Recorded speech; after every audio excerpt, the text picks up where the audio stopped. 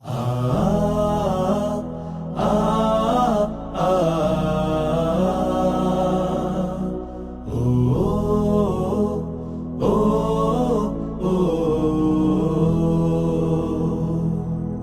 সময় এসেছে সাজাতে হবে এই দিনের বাগান, শুধু হেলায় খেলায় যেন কেটে না যায় সম্ভাবনার ক্ষণ। আজ সময় এসেছে সাজাতে হবে এই দিনের বাগান, শুধু হেলায় খেলায় যেন কেটে না যায় সম্ভাবনার ক্ষণ। কত ফুলগুলো ঝরে গেছে শাহাদাতে, তবু মূলগুলো মরেনি তো অপঘাতে। কত ফুলগুলো ঝরে গেছে শাহাদাতে, তবু মূলগুলো মরেনি তো। ইন্নাল হামদালিল্লাহ আলহামদুলিল্লাহি নাহমাদুহু ওয়া নাস্তাঈনুহু ওয়া নাস্তাগফিরুহু ওয়া নু'মিনু বিহি ওয়া নাতাওয়াক্কালু আলাইহি ওয়া নাউযু বিল্লাহি মিন শুরুরি আনফুসিনা ومن سيئات أعمالنا من يهد الله فلا مضل له ومن يضلل فلا هادي له وأشهد أن لا إله إلا الله وحده لا شريك له وأشهد أن سيدنا وحبيبنا وطبيب قلوبنا محمد الذي أرسله بالحق بشيرا ونذيرا وداعيا إلى الله بإذنه وسراجا منيرا فقد قال الله سبحانه وتعالى في كلامه المجيد وفي فرقان الحميد أعوذ بالله من الشيطان الرجيم بسم الله الرحمن الرحيم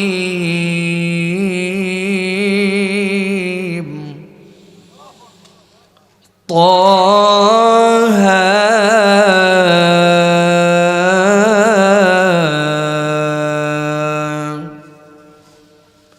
ما أنزلنا عليك القرآن لتشقى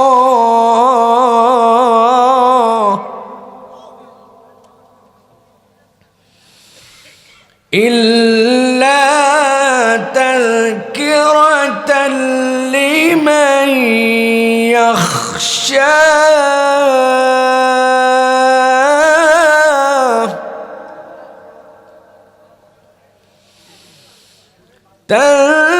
تنزيلا ممن خلق الأرض والسماوات العلى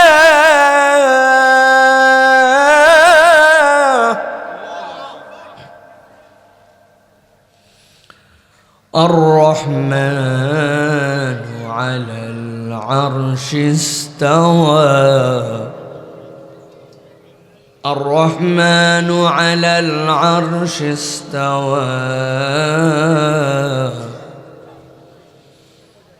له ما في السماوات وما في الأرض وما بينهما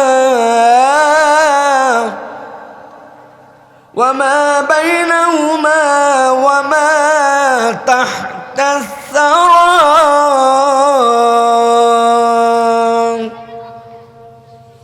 وقال الله سبحانه وتعالى إن الله وملائكته يصلون على النبي يا أيها الذين آمنوا صلوا عليه وسلموا تسليما. اللهم صل على محمد وعلى آل محمد كما صليت على إبراهيم وعلى آل إبراهيم إنك حميد مجيد. اللهم بارك على محمد وعلى آل محمد كما باركت على إبراهيم وعلى آل إبراهيم إنك حميد مجيد. الحمد لله. আল্লাহ রাব্বুল আলামিনের কাছে শুকরগুজার হচ্ছি যে আল্লাহ রাব্বুল আলামিন আমাদেরকে আজকে কুমিল্লার ঐতিহ্যবাহী জালুয়াপাড়া যুব সমাজের উদ্যোগে ৬ষ্ঠ বাৎসরিক তাফসীরুল কোরআন মাহফিলে আজকে আমাদেরকে আসার বসার তৌফিক, যোগ্যতা, সুস্থতা, মন মানসিকতা, পরিবেশ পরিস্থিতি দান করেছেন। সে আল্লাহ রাব্বুল আলামিনের কাছে আমরা সর্বাগ্রে কৃতজ্ঞ হচ্ছি। আল্লাহ রাব্বুল আলামিনের শেখানো বাক্যে কালিমাতুশ শুকর আদায় করছি, সকলে পড়ছি আলহামদুলিল্লাহ। দরুদ এবং সালাম বর্ষিত হোক মানবতার মহান মুক্তির দূত আকায়ে নামদার তাজেদারে মদিনা আপনার আমার প্রিয় রসুল জনাবে মুহাম্মাদুর রাসূলুল্লাহ সাল্লাল্লাহু আলাইহি ওয়াসাল্লামের প্রতি। আজকের এই মোবারক মজলিসের সুযোগ্য সম্মানিত সভাপতি হাজী মোহাম্মদ আব্দুর রউফ সাহেব, আজকের সম্মানিত অতিথিবৃন্দ, বিশেষ করে কথা বলছিলেন হাফেজ মাওলানা জুহাইর বিন আব্দুস সাত্তার সাহেব, হাফেজ মাওলানা আবু সুফিয়ান সাহেব, কথা বলেছেন হাফেজ মাওলানা মমতাজউদ্দিন সাহেব। মঞ্চ উপবিষ্ট আছেন অত্র এলাকার বিভিন্ন পর্যায়ের গণ্যমান্য ব্যক্তিবর্গ, আমার যুব সমাজের প্রাণ প্রিয় আমার ভাইয়েরা, সম্মানিত মুরব্বিয়ানে কেরাম, আমার প্রিয় স্নেহের ছোটরা, আলাদা প্যান্ডেল থেকে শুনছেন মা এবং বোনেরা, সকলকে একবার সালাম দিয়েছি। আরও একবার আল্লাহ রাব্বুল আলামিনের কাছে আমরা দোয়া চাওয়া এবং আপনাদের কাছে দোয়া পাওয়া, এই দুটাই আল্লাহর তরিকায় আরও একবার আপনাদের কাছে সালাম নিবেদন করি। আশা করছি আপনারা প্রাণবন্তভাবে উত্তর দিবেন। আসসালামু আলাইকুম ওয়া রাহমাতুল্লাহ। আমার কুমিল্লার ভাইয়েরা ভালো আছেন? আপনারা ভালো আছেন তো? আলহামদুলিল্লাহ। আল্লাহ রাব্বুল আলামিন আমাদেরকে ভালো রেখেছেন। আল্লাহ রাব্বুল আলামিন আমাদেরকে এই মুখটা দিয়ে কথা বলার মতো তৌফিক দান করেছেন। এটাও আল্লাহ রাব্বুল আলামিনের পক্ষ থেকে একটা নিয়ামত, ঠিক না? কুমিল্লা শহরে বোবা মানুষ আছে না নাই? আল্লাহ চাইলে আপনাকে আমাকে বোবা বানাতে পারতেন না? এই যে আপনি উত্তর দিছেন পারতেন, কয় সেকেন্ডের মধ্যে? মাইক্রো সেকেন্ডের মধ্যে সঠিক উত্তরটা দিতে পারছেন। এরকমও অনেক লোক আছে উত্তর দিতে পারে কিন্তু সময় লাগে ৫-৭ সেকেন্ড, আমরা তাদেরকে বলি আধা পাগলা। আছে না ভাই? তো আল্লাহ রাব্বুল আলামিন চাইলে আমাদেরকে আমাদের এই মেমোরি লস করায় দিতে পারতেন। আমরা বুঝি না যে রব্বুল আলামিন কেমন নেয়ামত দিয়েছেন। এখানে যারা বসছেন ৭০ বছর বয়স হয়েছে কার? এরকম কেউ থাকলে হাত তোলেন। 70+ আছেন কেউ এখানে? 60+ বয়স হয়েছে মুরব্বী হাত তুলছে। বাবাজি, উনি জন্মের পরে, বাবাজির নাম আমি জানি না, উনার আব্বা আম্মা পছন্দ করে উনার একটা নাম রাখছে, ঠিক কিনা? পাশের জন যে আছেন আপনি শুনে নেন তো মুরব্বীর নামটা কি, আমাকে বলবেন না, উনার কাছে খালি বলে রাখেন আপনি, হ্যাঁ মুরব্বী বলছে। আপনারা শুনছেন? কেউ শোনেন নাই, কিন্তু উনি সাক্ষী আছে। এবার আমি শুধু জিজ্ঞাসা করব, চাচা আপনার নাম কি? এইটুক বলার উনি কয় সেকেন্ডের মধ্যে উত্তর দিতে পারে দেখেন। এবার চাচা আপনার নাম কি? কয় সেকেন্ড? 1 সেকেন্ডও লাগে নাই, উত্তর দিয়ে দিছে। কত বছর আগে নাম রাখছে? ৭০ বছর আগে নাম রাখছে। উনি যখন নাম রাখছে তখন ওনার মনেও ছিল না, বড় হয়ে শুনছে যে উনার নাম রাখছে। 1 সেকেন্ড লাগে না মেমোরির কোন জায়গার থেকে সার্ভিস দিচ্ছে। আহারে, আল্লাহরে খুঁজে পায় না, রব্বুল আলামিন কিচ্ছু নাকি দেয় নাই। ঠিক আছে, কিছু যদি না দেয় তাহলে আল্লাহর কাছে আমরা দোয়া করি, আল্লাহ এত আগের মেমোরি আমাদের মনে রাখার দরকার নাই, এগুলো সব গতকাল পর্যন্ত যা ছিল সব ভুলায় দাও। কাম হবে তো না? কাম ভালো হবে তো না? আহা, আমরা আমাদের রবকে খুঁজে পাই না, যে আল্লাহ আমাদেরকে কি নিয়ামতের সাগরে আমাদেরকে ভাসায় রাখছেন, আল্লাহ আমাদেরকে দয়া দিয়ে ভরায় রাখছেন। অথচ সেই আল্লাহর কথা শোনার জন্য, সেই রব্বুল আলামিনের জন্য নিবেদিত হওয়ার জন্য মানুষের ডাকা লাগে, হাঁকা লাগে, উৎসাহ দেওয়া লাগে। বান্দা কল্পনাও করে না রব্বুল আলামিন আপনাকে আমাকে কি পরিমাণ নিয়ামতে রাখছেন, ঠিক কি না? আল্লাহ রাব্বুল আলামিন বলছেন, তুমি তোমার রবকে ভালো করে চিনে নাও, তোমার রবের পরিচয়টা তুমি বুঝে নাও। আল্লাহ কোরআনুল কারীমের মধ্যে 29টা সূরার শুরুতেই আল হুরুফ আল মুকাত্তাআত ব্যবহার করেছেন। বিচ্ছিন্ন বিচ্ছিন্ন অক্ষর দিয়ে আল্লাহ কোরআনের বর্ণনার শুরুতে আল্লাহ অক্ষর ব্যবহার করছেন। কিন্তু আশ্চর্যজনকভাবে আল্লাহ 26টা সূরার শুরুতে এমন অক্ষর বলেছেন যার পরে রব্বুল আলামিন কোরআনের পরিচয় দিয়েছেন। আপনাকে যদি জিজ্ঞাসা করা হয়, আমাকে যদি বলা হয়, ভাই বলেন তো আপনি, আমি তো কে? ওই পুরাতন আমল থেকে, কোরআনের শুরুর দিন থেকে, ভাই আপনি বলেন তো আলিফ লাম মিম মানে কি? আপনি বলেন তো আলিফ লাম র মানে কি? আপনি বলেন তো তহা মানে কি? আপনি বলেন তো সাদ মানে কি? মুফাসসিররা অর্থ বলে গেছেন, ওয়াল্লাহু আ'লামু বিমুরাদিহি, আমরা জানি না এর অর্থ কি। যিনি জানেন এর অর্থটা সর্বাধিক সঠিকভাবে, তিনি হচ্ছেন আপনার আমার রব। তিনি কে? আল্লাহ রাব্বুল আলামিন বলছেন, যেটা তুমি জানো না, তোমার যত পাণ্ডিত্য থাক, তোমার যত জ্ঞান থাক, যত তোমার গরিমা থাক, বান্দা আমি তোমাকে অক্ষম বানাই দিলাম। কিন্তু অবাক করা বিষয়, 29টা সূরার 26টা সূরার শুরুতে আল্লাহ এই যে অক্ষর ব্যবহার করেছেন, তারপরে আল্লাহ বান্দাকে বলছেন, বান্দা আমি কিন্তু এরপরে কোরআনের পরিচয় দিয়েছি। বান্দা তুই অক্ষম, তুই কিচ্ছু জানিস না, আমি রব্বুল আমিন তোকে থামায় দিলাম। এবার তোর জন্য পথ চলার জন্য নতুন একটা দিগন্ত উন্মোচিত করে দিলাম। আলিফ লাম মিম যালিকাল কিতাবু লা রাইবা ফি ইয়াসিন ওয়াল কুরআনিল হাকিম। আলিফ লাম র কিতাবুন আনজালনাহু ইলাইক। আল্লাহ বলছেন তোকে থামায় দিলাম, তোকে অক্ষম বানালাম, কিন্তু এরপরে আমি আল্লাহ কোরআনের পরিচয় দিয়ে বুঝাতে চাই, বান্দা এই কোরআন ছাড়া আসলে তোকে কেউ পথ দেখাতে পারবে না। আল্লাহ এই আয়াতের মধ্যে বলছেন, তাহা মা আনজালনা আলাইকাল কুরআন লিতাশকা।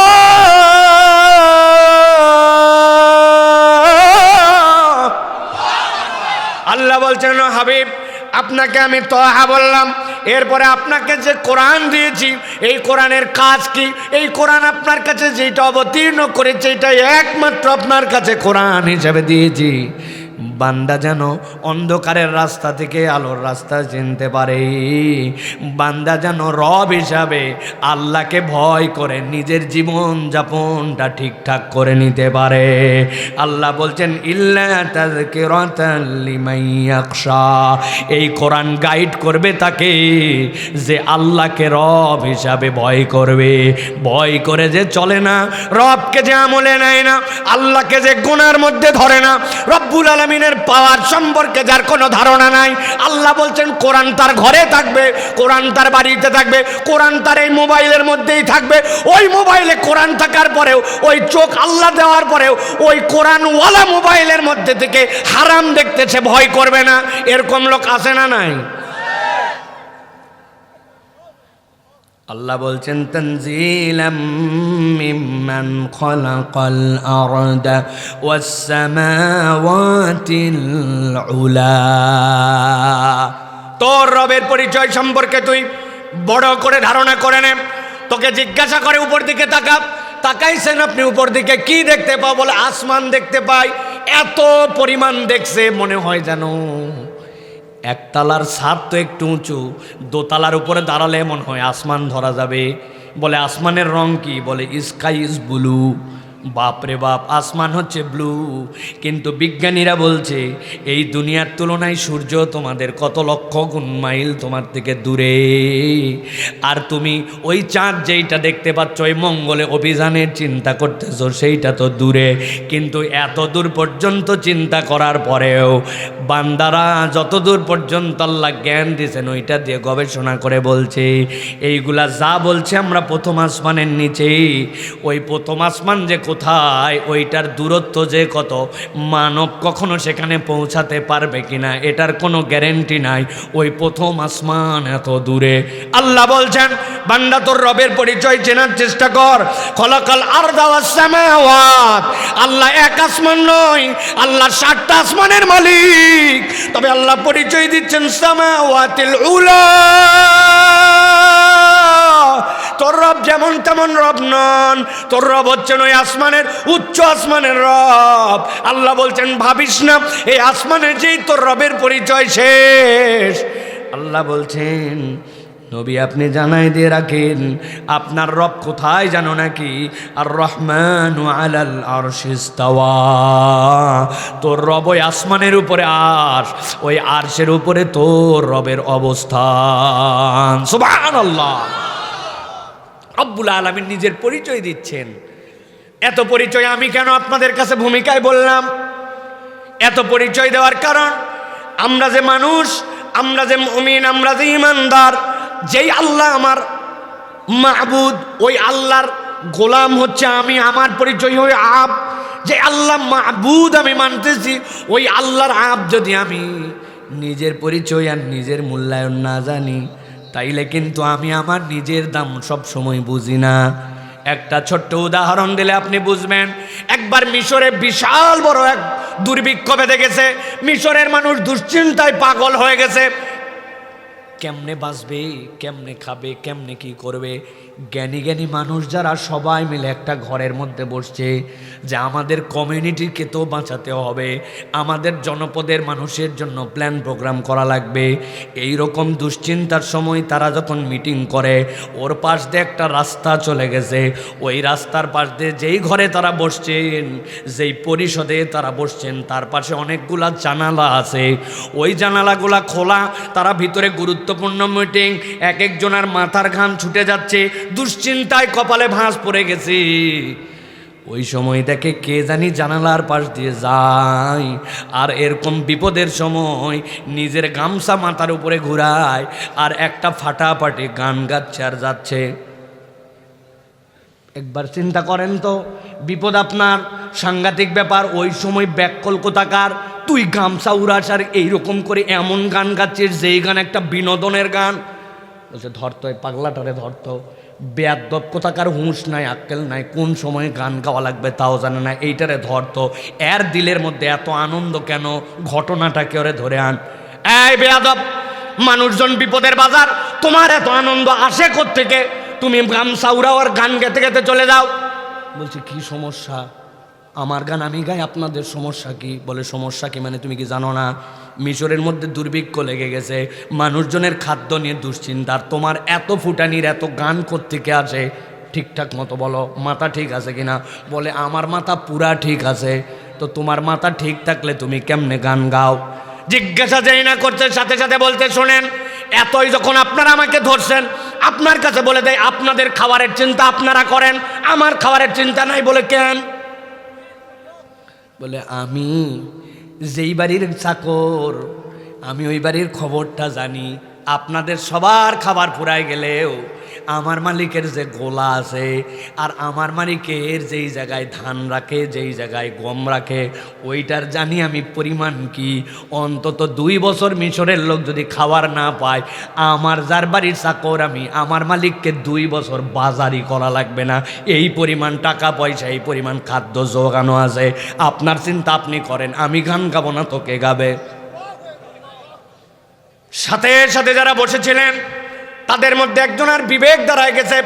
বলছে আহারে, দুনিয়ার একটা গোলাম, সে যদি তার মালিকের 1 বছরের স্টক থাকে, 1 বছরের বাজার থাকে, এটা দেখে যদি খুশি হয়ে যায়, নিজে যদি গান গাইতে পারে, আমরা তাহলে কার গোলাম? আমাদের রবকে, আমাদের মাবুদকে। আমিও যদি আমার মাবুদের প্রতি আস্থা রাখতে পারি, তার প্রতি ভরসা রাখতে পারি, আমার তো এত দুশ্চিন্তা করার কারণ নাই, ঠিক না? আল্লাহ বলছেন এই জন্য তোমার রবের পরিচয় তুমি জানো কিনা? তোমার রবের পরিচয় আর রহমানু আলাল আরশি ইস্তাওয়া লাহু মা ফিস সামাওয়াতি ওয়া মা ফিল আরদি ওয়া মা বাইনাহুমা। আল্লাহ বলছেন তোমার রবকে চিনে নাও, তার জন্য আসমান, তার জন্য জমিন, ওই আসমান জমিনের ভিতরে যা আছে সব কিছু হচ্ছে তোমার রব আল্লাহর। এবার আওয়াজ করে বলেন, আপনার আমার মাবুদ, আপনার আমার খালিক, আপনার আমার মালিকের নাম কি? আপনার আমার মালিক যিনি আল্লাহ, তার আমরা কি ভাই? তার আমরা হচ্ছি গোলাম, ঠিক না? তাহলে আমাদের মালিকটা বড় দামি মালিক, কিন্তু আমি এমন গোলাম যে আমি আমার দামি মালিক কেউ চিনি না, ঠিক না ভাই? এখান থেকে এত ইশারা করলে তো হবে না ভাই। আমাকে আমার ওয়াজের মধ্যে এইগুলো তো চলে না ভাই, আপনারা জানেন না তো এগুলা। পেছন থেকে একজন ধাক্কাচ্ছে, সামনে থেকে স্টেজে ডাকতেছেন, ওনাদের যখন বসা লাগবে তখন বসবে, আমার সব প্রসেস আছে তো ভাই।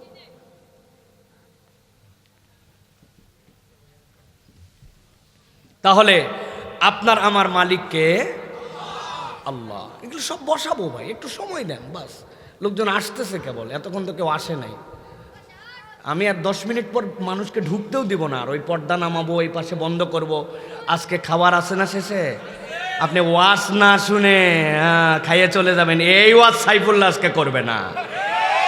এক একজন 10 প্যাকেট করে ভাগে নিয়ে যাও, আমার গাড়ির পিছনে অন্তত 500 প্যাকেট ধরবে, এরকম বড় গাড়ি আমার। ও টেনশন করেন না, নিয়ে যায় গরিব খাওয়াবো। কিন্তু ওয়াজ না শুনে শেষে আসে ফুস করে আপনি বসে তাবারক খায় চলে যাবেন, আজকের মাহফিলে এটা হবে না, ঠিক না?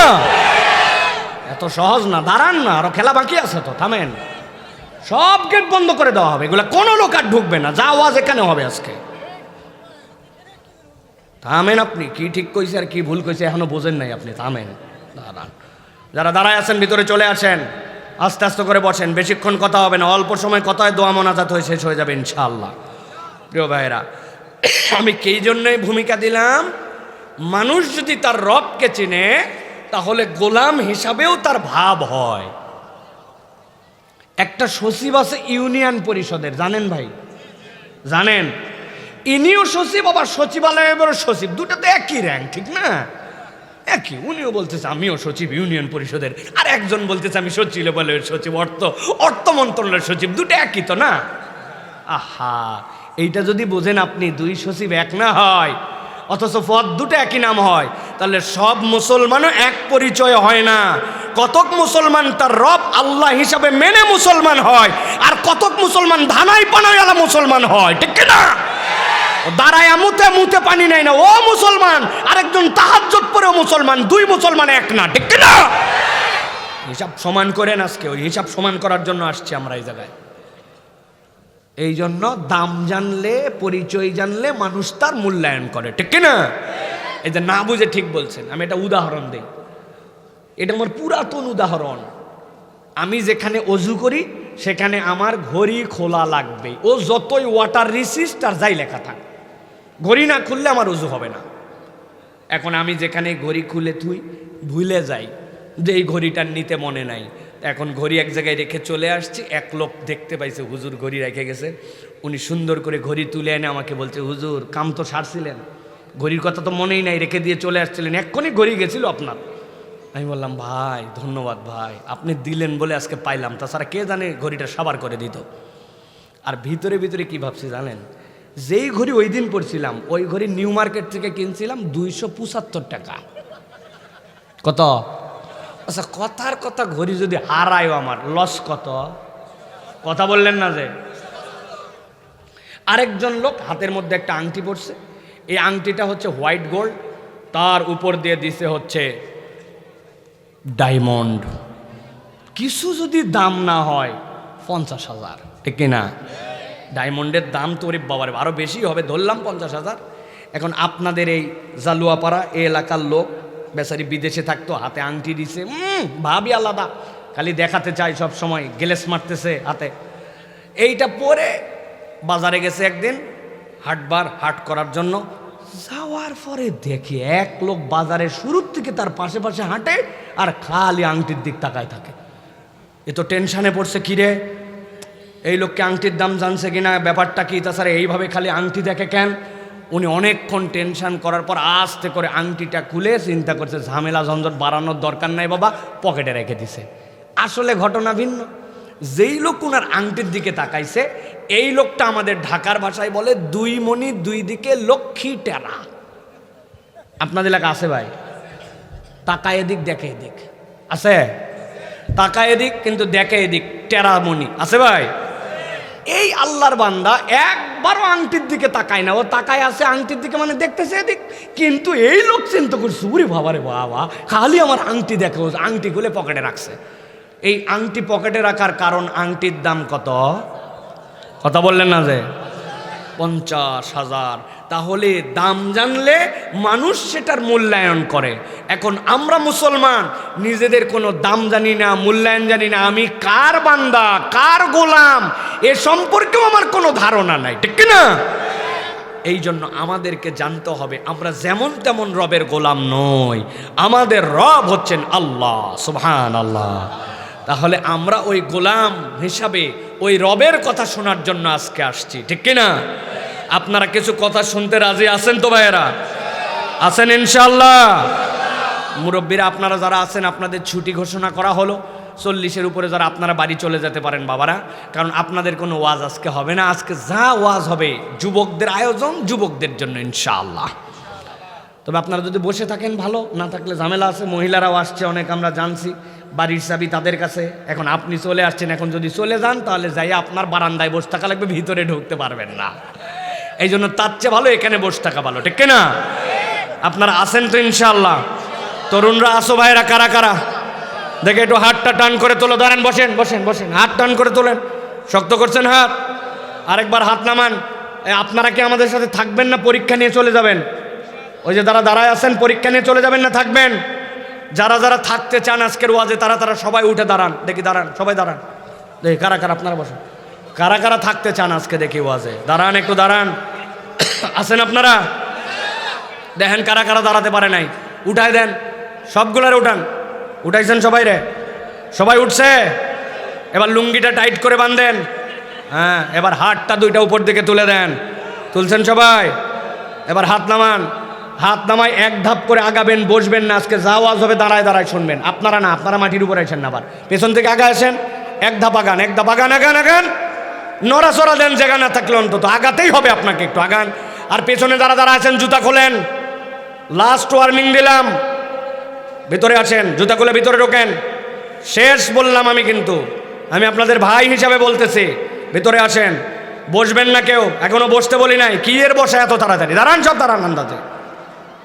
আসছে সব, আসছে, ভিতরে আসছে। হ্যাঁ, এরপরে আমরা 10টা ছেলে খুঁজবো যারা হিম্মতলা, বক্সিং মারলেন না একেবারে এলোমেলো হয়ে যাবে। এই গেটে 5 জন, ওই গেটে 5 জন, এরকম 10টা ছেলে লাগবে আমাদের। 5 মিনিট পর আর একটা মানুষকে ভিতরে ঢুকতে দেওয়া হবে না। রেডি আছেন সবাই? হাত দুটো টান টান করে উপরে তোলেন। এবার তুলছেন? এবার বুড়া আঙ্গুলের ভরে একটু দাঁড়ান, পায়ের বুড়া আঙ্গুলের ভরে একটু টান দেন কোমরটা। হ্যাঁ, আরে পায়ের বুড়া আঙ্গুলের ভরে দাঁড়াও, হা হা করে হাসতেছে। হ্যাঁ, এটা হয়েছে। এবার হাত চোদা করেন, হাত চোদা করেন, নড়াচড়া দেন, নড়াচড়া দেন, হাত তোলেন, হাত তোলেন। মাশাআল্লাহ, চাচা হাত তোলেন। এই চাচা, এই যে কি ফাঁকি মারতেছেন কেন?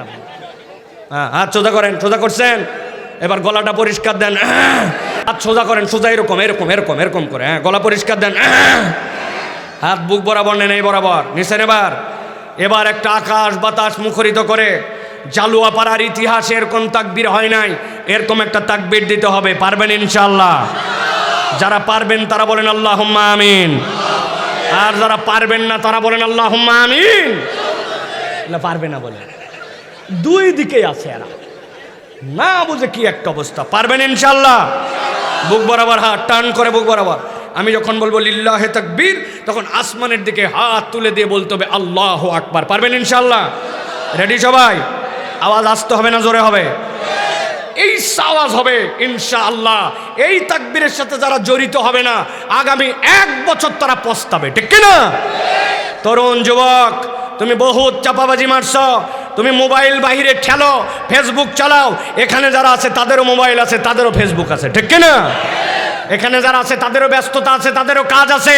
আর তুমি আল্লাহর কোরআন শোনার জন্য আসো নাই। দূরে তোমার কানে শব্দ যায়, বাড়ির মধ্যে শুয়ে আসো তুমি। কোনো আল্লাহ রাব্বুল আলামিন এটা হিসাব বরাবর করবেন না।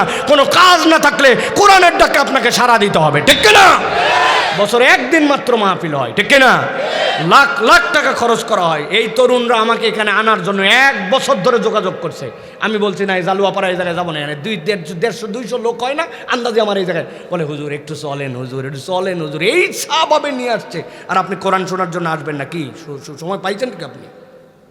বুক বরাবর হাত রেডি ইনশাল্লাহ? তাকবীর হবে তো ইনশাল্লাহ? আমি যখন বলবি লিল্লাহে তাকবীর, তখন হাত দুটো আসমানের দিকে ছুঁড়ে দিয়ে বলতে হবে আল্লাহু আকবার, ঠিক কিনা? চাচা শরীরের রোগ আছে, এগুলো সব রোগ সারবে। আল্লাহু আকবার জোরে বলতে হবে। সকালবেলা উঠে একবারে ফাটায়া আল্লাহু আকবার, আল্লাহু আকবার 20 বার করে বলবেন সকালবেলা। ইনশাআল্লাহ দেখবেন কলিজা পরিষ্কার হয়ে যাবে ইনশাআল্লাহ। রেডি ইনশাআল্লাহ? দেখে একটু তাকবীর দেন। লিল্লাহে তাকবীর, লিল্লাহে তাকবীর। আল কোরআনের আলো, আল হাদিসের আলো। তোমার নেতা আমার নেতা, তোমার নেতা আমার নেতা। আলেম ওলামা যেখানে, আল্লাহর আইন যেখানে, কোরআন সুন্নাহ যেখানে, গান বাজনা যেখানে, হারাম অন্যায় যেখানে, গান বাজনা যেখানে, বিড়ি সিগারেট যেখানে, চান্দাবাজি যেখানে,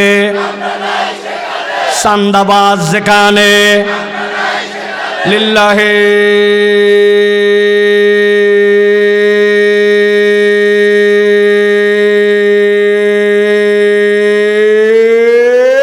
তাকবীর। এবার জিকিরের সাথে বসেন। লা ইলাহা, জোরে লা ইলাহা, লা ইলাহা, লা ইলাহা ইল্লাল্লাহু মুহাম্মাদুর রাসূলুল্লাহ সাল্লাল্লাহু আলাইহি ওয়াসাল্লাম। রাগ করছেন আপনারা ভাই? বিরক্ত হননি তো? প্রিয় ভাইয়েরা, চলেন আমরা তাহলে কোরআনুল কারীমের আলোচনার মধ্যে প্রবেশ করব ইনশাআল্লাহ। একটা জবানও বন্ধ রাখবেন না, একদম কোরআনুল কারীমের মধ্যে প্রাণবন্তভাবে আমরা সকলে ইনশাআল্লাহ কোরআনুল কারীমের মধ্যে প্রবেশ করব। বিতাড়িত শয়তান মরদুদ থেকে আশ্রয় প্রার্থনা করে আল্লাহ রাব্বুল আলামিনের শেখানো পদ্ধতিতে সামান্য সময়ের জন্য আমরা কোরআনুল কারীমের কিছু কথা শোনার নিয়তে আমরা কোরআনে প্রবেশ করব। সকলে আমার সাথে পড়েন। আউযু বিল্লাহি মিনাশ শাইতানির রাজিম। বিসমিল্লাহির রাহমানির রাহিম। وعباد الرحمن الذين يمشون على الأرض هونا وإذا خاطبهم الجاهلون قالوا সালামা। সম্মানিত হাজিরিন, আজকে আমরা এই সংক্ষিপ্ত সময়ে আমাদের আলোচনায় আল্লাহ রাব্বুল আলামিন কর্তৃক কোরআনুল কারীমের সূরা ফুরকান, এই ফুরকানের আল্লাহ রাব্বুল আলামিনের বর্ণিত আয়াত 63 নম্বর আয়াত থেকে আমরা ছোট্ট কয়টা কথা শুনব। সেই কথাটি হচ্ছে আল্লাহ রাব্বুল আলামিন বলেছেন, ও বান্দা, আমি তোর মাবুদ আর তুই হচ্ছিস আমার আবদ। আমরা ওই আল্লাহ রাব্বুল আলামিনের গোলাম। আল্লাহ বলছেন, যেই আল্লাহর গোলাম তুই, ওই আল্লাহ নিজের পরিচয় দিচ্ছেন, তিনি হচ্ছেন রহমান, তিনি হচ্ছেন দয়াবান, তিনি হচ্ছেন মেহেরবান। তবে আল্লাহ রাব্বুল আলামিন যেই আল্লাহ দয়াবান, রহমান, মেহেরবান, আল্লাহ বলছেন তার যারা গোলামের পরিচয় দিবে, তার যারা আব্দের পরিচয় দিবে, তাকে যারা মাবুদ মেনে নিবে, তাদের কতকগুলা বৈশিষ্ট্য থাকবে। আজকে আমরা সংক্ষিপ্তভাবে আল্লাহ রাব্বুল আলামিনের ঘোষিত ইবাদুর রহমানের 10টা বৈশিষ্ট্য এবং তার মাঝের কিছু কিছু গুপ্ত কথাবার্তা আল্লাহ রাব্বুল আলামিন যেইগুলা বলেছেন সেই কথাগুলো শুনে আমরা প্রত্যেকে সেই রকম বান্দা হওয়ার নিয়ত করে বাড়িতে যাব ইনশাআল্লাহ। আল্লাহ যেন আমাদেরকে কবুল করেন, বল আল্লাহুম্মা আমিন। তাহলে রহমানের বান্দা যারা হবে তাদের গুণাগুণ হবে কয়টা? 10টা। কয়টা? 2টা হাত এরকম করে রেডি করতে হবে। যদি হাতের এক্সট্রা আঙ্গুল থাকে তাহলে ভিন্ন কথা, আর এক্সট্রা আঙ্গুল না থাকলে 5 5 10 একসাথে 2টা হাত তুলে দেখাতে হবে। একসাথে জিজ্ঞাসা করব আমি, রহমানের বান্দার গুণ হবে কয়টা? সব হাত ওঠে নাই, একসাথে তুলতে হবে। রহমানের বান্দার গুণাগুণ হবে কয়টা? সর্বশেষ লাস্ট চান্স, যারা হাত তোলেন নাই একসাথে তুলবেন এবার। রহমানের বান্দার গুণাগুণ হবে কয়টা? মাশাআল্লাহ, শুধু একটা চাচা হাত তোলে নাই, ওই যে মাথার মধ্যে টুপি পরে মুখ বান্ধে আছেন, উনি ছাড়া মোটামুটি সবাই তুলছে আলহামদুলিল্লাহ। বলবেন হুজুরে হাত তোলার না তোলার ফায়দা কি? ফায়দা আছে ভাই। ফায়দাটা আমি আমার ক্ষুদ্র জীবনের অভিজ্ঞতায় আপনাদের কাছে বলি। জালুয়াপাড়া যুব সমাজের এটা 6ষ্ঠ মাহফিল, তাই না? এর আগে 5ম মাহফিল হয়েছে না? আলোচক আসছেন না, প্রধান বক্তা ওয়াজ করছেন না, তিনি একটা সাবজেক্টে কথা বলেছেন কিনা? এখন যদি বলি ভাই 5ম মাহফিলে কারা ছিলেন, এরকম 10টা লোক হাত তোলেন। ওই মাহফিলে কি সাবজেক্ট ছিল, ওই সাবজেক্টের বিষয়বস্তুর আলোকে আমরা বাড়িতে কি কি ওয়াজ নিয়ে গিয়েছিলাম, কারা কারা মনে আছে হাত তোলেন। আল্লাহর একটা বান্দারও হাত তোলা কঠিন, ঠিক নি ভাই? আগামীকালকেও ঘটনা তাই হবে। আপনারা বলবেন এবার একটা বক্তা আসছিল ফাটাফাটি। একজন জিজ্ঞাসা করছে, আমি কুমিল্লায় কাজে আটকাই গেছিলাম, এই জন্য ওয়াজে আসতে পারি নাই। বক্তা কি ফাটাইছে? বলছে তা বলতে পারবো না, কিন্তু ওয়াজ ফাটাফাটি হয়েছে। আছে কিনা? কি লাভ ভাই বলেন? এই ফাটাফাটি মাহফিল জমানি, এরপরে আপনি যাওয়ার পরে বক্তার প্রশংসা করলেন, আপনাদের মাহফিল সুপার ডুপার হিট করছে, এইটা বললেন, কি লাভ বলেন? এভাবেই তো 6ষ্ঠ মাহফিল পর্যন্ত আসলো। আমরা চাই আজকের মাহফিল আমাদের ঘর পর্যন্ত যেন যায়। রাজি আছেন ইনশাআল্লাহ? আল্লাহ রাব্বুল আলামিন কুরআনুল কারীমের মধ্যে বলছেন, দুনিয়ার মানুষ ওয়া ইবাদুর রহমান, আল্লাহ রাব্বুল আলামিনের গোলাম যদি তুমি হতে পারো, রব্বুল আলামিনের যিনি নিজেকে রহমান বলতেছেন তার যদি গোলাম তুমি হতে পারো, তাহলে আল্লাহ রাব্বুল আলামিনের কাছে তোমার একটা মর্যাদা আছে। আমরা দুনিয়ার বুকে দেখেছি যে আল্লাহ রাব্বুল আলামিন আমাদের জন্য রব, যে আল্লাহ রাব্বুল আলামিন আমাদের জন্য রহমান, ওই আল্লাহ দুনিয়ার বুকে প্রেরণ করেছিলেন আপনার আমার হাবিব সাল্লাল্লাহু আলাইহি সাল্লামকে। মুহাম্মদ সাল্লাল্লাহু আলাইহি সাল্লাম, তার ব্যাপারে আল্লাহ বলেছেন, নবীজি সাল্লাল্লাহু আলাইহি সাল্লামের গুনাহগুণ ছিল আল্লাহ রাব্বুল আমিনের পক্ষ থেকে পাওয়া অনুগ্রহের আলোকে আল্লাহ বলছেন তোমার নবী হচ্ছেন হারিসুন আলাইকুম বিল মুমিনিনা রাউফুর রহিম। ইমানদারদের জন্য তোমার নবী অত্যন্ত সজ্জন, অত্যন্ত দয়াদ্র, অত্যন্ত তিনি নম্র। আল্লাহ রাব্বুল আমিন বলছেন আমার হাবিবকে আমি কেমন দয়াদ্র বানিয়েছিলাম। আমার হাবিব সাল্লাল্লাহু আলাইহি সাল্লাম দুনিয়ার বুকে তার জন্য ব্যক্তিগতভাবে আল্লাহর কাছে দোয়া করেছেন। এরকম দোয়া আল্লাহর কাছে ইস্তেগফার ছাড়া নবীর জীবনে ছিল না বললেই চলে। নবী যখনই চাইতেন কেবলমাত্র তার উম্মতের জন্য চাইতেন। এক সাহাবী নবীজির সামনে আসছেন, আসার পরে বলছেন ইয়া রাসূলুল্লাহ, গতকালকে আমি আপনাকে সারা রাত নামাজ পড়তে দেখেছি, তবে ইয়া রাসূলুল্লাহ, ইয়া হাবিবাল্লাহ, সারা রাত আপনি সালাত আদায় করছেন, আপনার পা মোবারক ফুলে গেছে, কানতে কানতে আপনার চক্ষু মোবারকের ওই পানি দিয়ে দাড়ি ভিজছে, নিচে তাকায় দেখি জমিন পর্যন্ত ভিজে গেছে, কিন্তু সারা রাত আপনি কেবল একটা আয়াতি পড়লেন। সাহাবী বলতেছেন হযরত তালহা রাদিয়াল্লাহু তাআলা আনহু, তিনি বলছেন আমি আমার নবীকে পড়তে শুনেছি, আল্লাহর নবী সারা রাত পড়তেছেন ইনতু আযিবুহুম ফাইন্নাহুম ইবাদুক ওয়া ইন তাগফির লাহুম ফাইন্নাকা আনতাল আজিজুল হাকীম। ও আমার আল্লাহ, আপনি যদি তাদেরকে শাস্তি দেন তাহলে তারা আপনার বান্দা, আর যদি আপনি তাদেরকে মাফ করে দেন তাহলে আপনি হচ্ছেন গফুরুর রাহিম। আল্লাহর নবী বুঝাতে চান আপনার গোলামকে শাস্তি দিলে কেউ ধরার নাই, আর আপনি যদি মাফও করে দেন কেউ আপনাকে বলার নাই। ও আমার হাবিব, সারা রাত দেখলাম আপনি কেবলমাত্র একটা আয়াত পরে পরে পার করে দিলেন, ঘটনা কি ইয়া রাসূলুল্লাহ?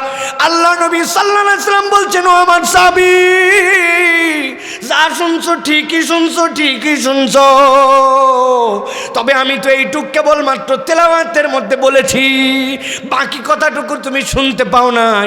আমি সারা রাত আল্লাহর কাছে বলছি, ইন্নী সালতু শাফাআতা লি উম্মতি, এই আয়াত পড়ছি আর বলছি, আল্লাহ আমি আমার উম্মতের জন্য শাফাত চাই, আর তুমি আপাকে আমার উম্মতের জন্য শাফাত করার পারমিশন দাও। সারা রাতে আয়াত আর আল্লাহর কাছে এই ফরিয়াদ করার পরে ফজরের সময় জিবরাইল আমিন আমার কাছে আসছেন। আসার পরে আমাকে কি বলছে জানো নাকি? আমাকে বলছে, ইয়া রাসূলুল্লাহ, ইয়া হাবিবাল্লাহ, আল্লাহ আপনার কাছে আমাকে প্রেরণ করেছেন। আপনি যে সারা রাত আল্লাহর কাছে বলেছেন উম্মতকে শাফাত করার জন্য আপনি পারমিশন চান, ওয়াহিয়া নাইলা, আল্লাহ রাব্বুল আলামিন আপনার আবেদন মঞ্জুর করেছেন। তবে আল্লাহ ছোট্ট একটা শর্ত দিয়েছেন। কি শর্ত? আল্লাহ নবী বলছেন, লিমান লা ইউশরিক বিল্লাহ, যেই ব্যক্তি আল্লাহর সাথে শিরিক করবে না, কেবলমাত্র একটা গুনাহ থেকে বেঁচে থাকবে, আমি রব্বুল আলামিনের পক্ষ থেকে নবী আপনাকে জানাই দিলাম, আপনার যে উম্মত যে গুনাহ করুক, যাই অপরাধ করুক না কেন, শিরিকের গুনাহ না থাকলে আপনি তার জন্য আল্লাহর কাছে সুপারিশ করবেন, চাইলে আল্লাহ সেইটা কবুল করে নিতে পারেন। সুবহানাল্লাহ।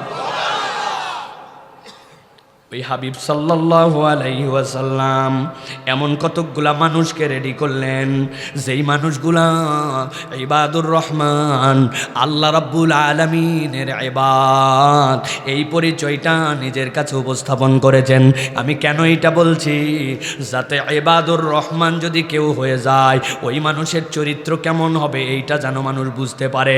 আল্লাহ নবী সাল্লাল্লাহু আলাইহি ওয়াসাল্লাম হিজরতের রাত্রে বেরিয়ে যাচ্ছেন, ঠান্ডা মাথায় বোঝেন আগে ওই গুণগুলা যার ভিতরে ঢুকে গেছে সে কেমন মানুষ হয়ে যায়।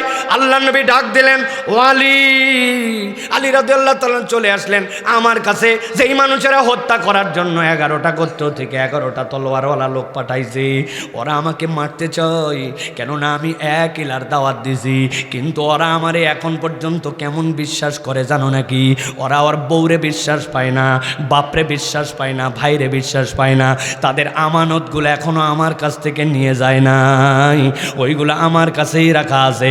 আলী আসো, তুমি পরে সফর করো, এখন তুমি আমার বিছানার মধ্যে শুয়ে পড়ো। আল্লাহ নবীকে না পেলে রাগের মাথায় একটা মানুষকে মেরেই ফেলতে পারে। আলী রাদিয়াল্লাহু তাআলা এটাও জানেন, তার জীবনের দামও তিনি জানেন, কিন্তু আল্লাহ রাব্বুল আলামিনের এই গোলাম এমনভাবে নিজেকে তৈরি করেছে, এমনভাবে নবীর মহব্বত তার দিলের মধ্যে ঢুকে গেছে, একবারও জিজ্ঞাসা করে নাই আপনাকে না পেলে তো আমাকে মারতে পারে। তার মনে হয়েছে আমার নবী বেঁচে চলে যাক, বরং তার বদলে আমি যদি মরে যাই আমি তো সৌভাগ্যবান। আল্লাহু আকবার। এই উম্মত ওই উম্মত যে ইবাদুর রহমানের মধ্যে আসছে, আল্লাহর নবী তার জন্য এরকমভাবে এমনভাবে এই দিন দিয়ে গেছেন, সে নিজেকে পরিবর্তন করে ফেলছে। আল্লাহ নবী সাল্লাল্লাহু আলাইহি ওয়াসাল্লাম চলে গেলেন, হযরত আলীকে পাইলো তারা, কিন্তু কিচ্ছু বলে নাই। তারা বলছে কে হত্যা করে কি হবে? আল্লাহ নবী সাল্লাল্লাহু আলাইহি ওয়াসাল্লাম তাকে ডেডিকেটেড বানাই দিয়ে গেছেন, কিন্তু তাকে তারা হত্যা না করলেও তিনি জানতেন যে নবীর পরিবর্তে আমার জীবন চলে যেতে পারে, কিন্তু তিনি কখনো এখান থেকে পিছপা হন নাই। হযরত তালহা রাদিয়াল্লাহু তাআলা উহুদের ময়দানে আল্লাহ নবী সাল্লাল্লাহু আলাইহি ওয়াসাল্লামের দিকে তীর আসতে শুরু করছে, সবাই দূরে দূরে চলে গেছেন। হযরত তালহা রাদিয়াল্লাহু তাআলা দেখলেন নবীর পাশে কেউ নাই, আস্তে আস্তে তীর আছে। হযরত তালহা রাদিয়াল্লাহু তাআলা হাত দিয়ে সেইগুলা ঠেকান। উনি জানেন এই তীর আমার হাত দিয়ে ঠেকানোর ক্ষমতা নাই, এটা বর্ম পর্যন্ত অনেকগুলা ভেদ করে ফেলে, কিন্তু এইটা বিবেচনা করেন নাই আমার নবীর গায়ে যেন আঁচড় না লাগে। তালহা হাত পেতে দিছেন, এক একটা হাতের মধ্যে এত পরিমাণ তীর লাগছে। হযরত তালহা বেঁচে ছিলেন, জীবন্ত শহীদ হিসেবে ছিলেন, কিন্তু তার হাতগুলা প্যারালাইসিস হয়ে গেছে। উনি জানতেন আমার জন্য এই হাতের মধ্যে তীর লাগলে ক্ষতি হতে পারে, কিন্তু আমার নবীর থেকে আমার হাতের দাম বেশি নয়। ইবাদুর রহমানের গুণের মধ্যে ঢোকার কারণে নবীর এই মোহাব্বত আসছে। নবীর আশিক কেবল জিলাপি খায়া, কেবলমাত্র জশ্নে জুলুস করে হওয়া যায় না। নবীর আশিক হতে হলে ইবাদুর রহমান হওয়া লাগে, ঠিক না? আল্লাহ নবী সাল্লাল্লাহু আলাইহি সাল্লাম হযরত আবু দুজানা, নবী করিম সাল্লাল্লাহু আলাইহি সাল্লামের একটা পাওয়ারফুল সাহাবী, একটু অন্যরকম সাহাবী, এমনভাবে কুচকাওয়াজ করে হাঁটতে শুরু করছেন, কপালের মধ্যে বেঁধে নিয়েছেন লাল পট্টি। আল্লাহ নবী বলছেন এরকম করে হাঁটা আমি পছন্দ করি না, কিন্তু আবু দুজানা যুদ্ধের ময়দানে এখন যেরকম ভাবসাব দেখাচ্ছে, এইটা দেখে আমি আল্লাহ নবীর অন্তরের মধ্যে আনন্দ লেগে গেছে। ওই আবু দুজানা আল্লাহ নবী সাল্লাল্লাহু আলাইহি সাল্লাম যখন বসে পড়ছেন, আবু দুজানা নবী করিম সাল্লাল্লাহু আলাইহি সাল্লামের সামনে এসে গেছেন।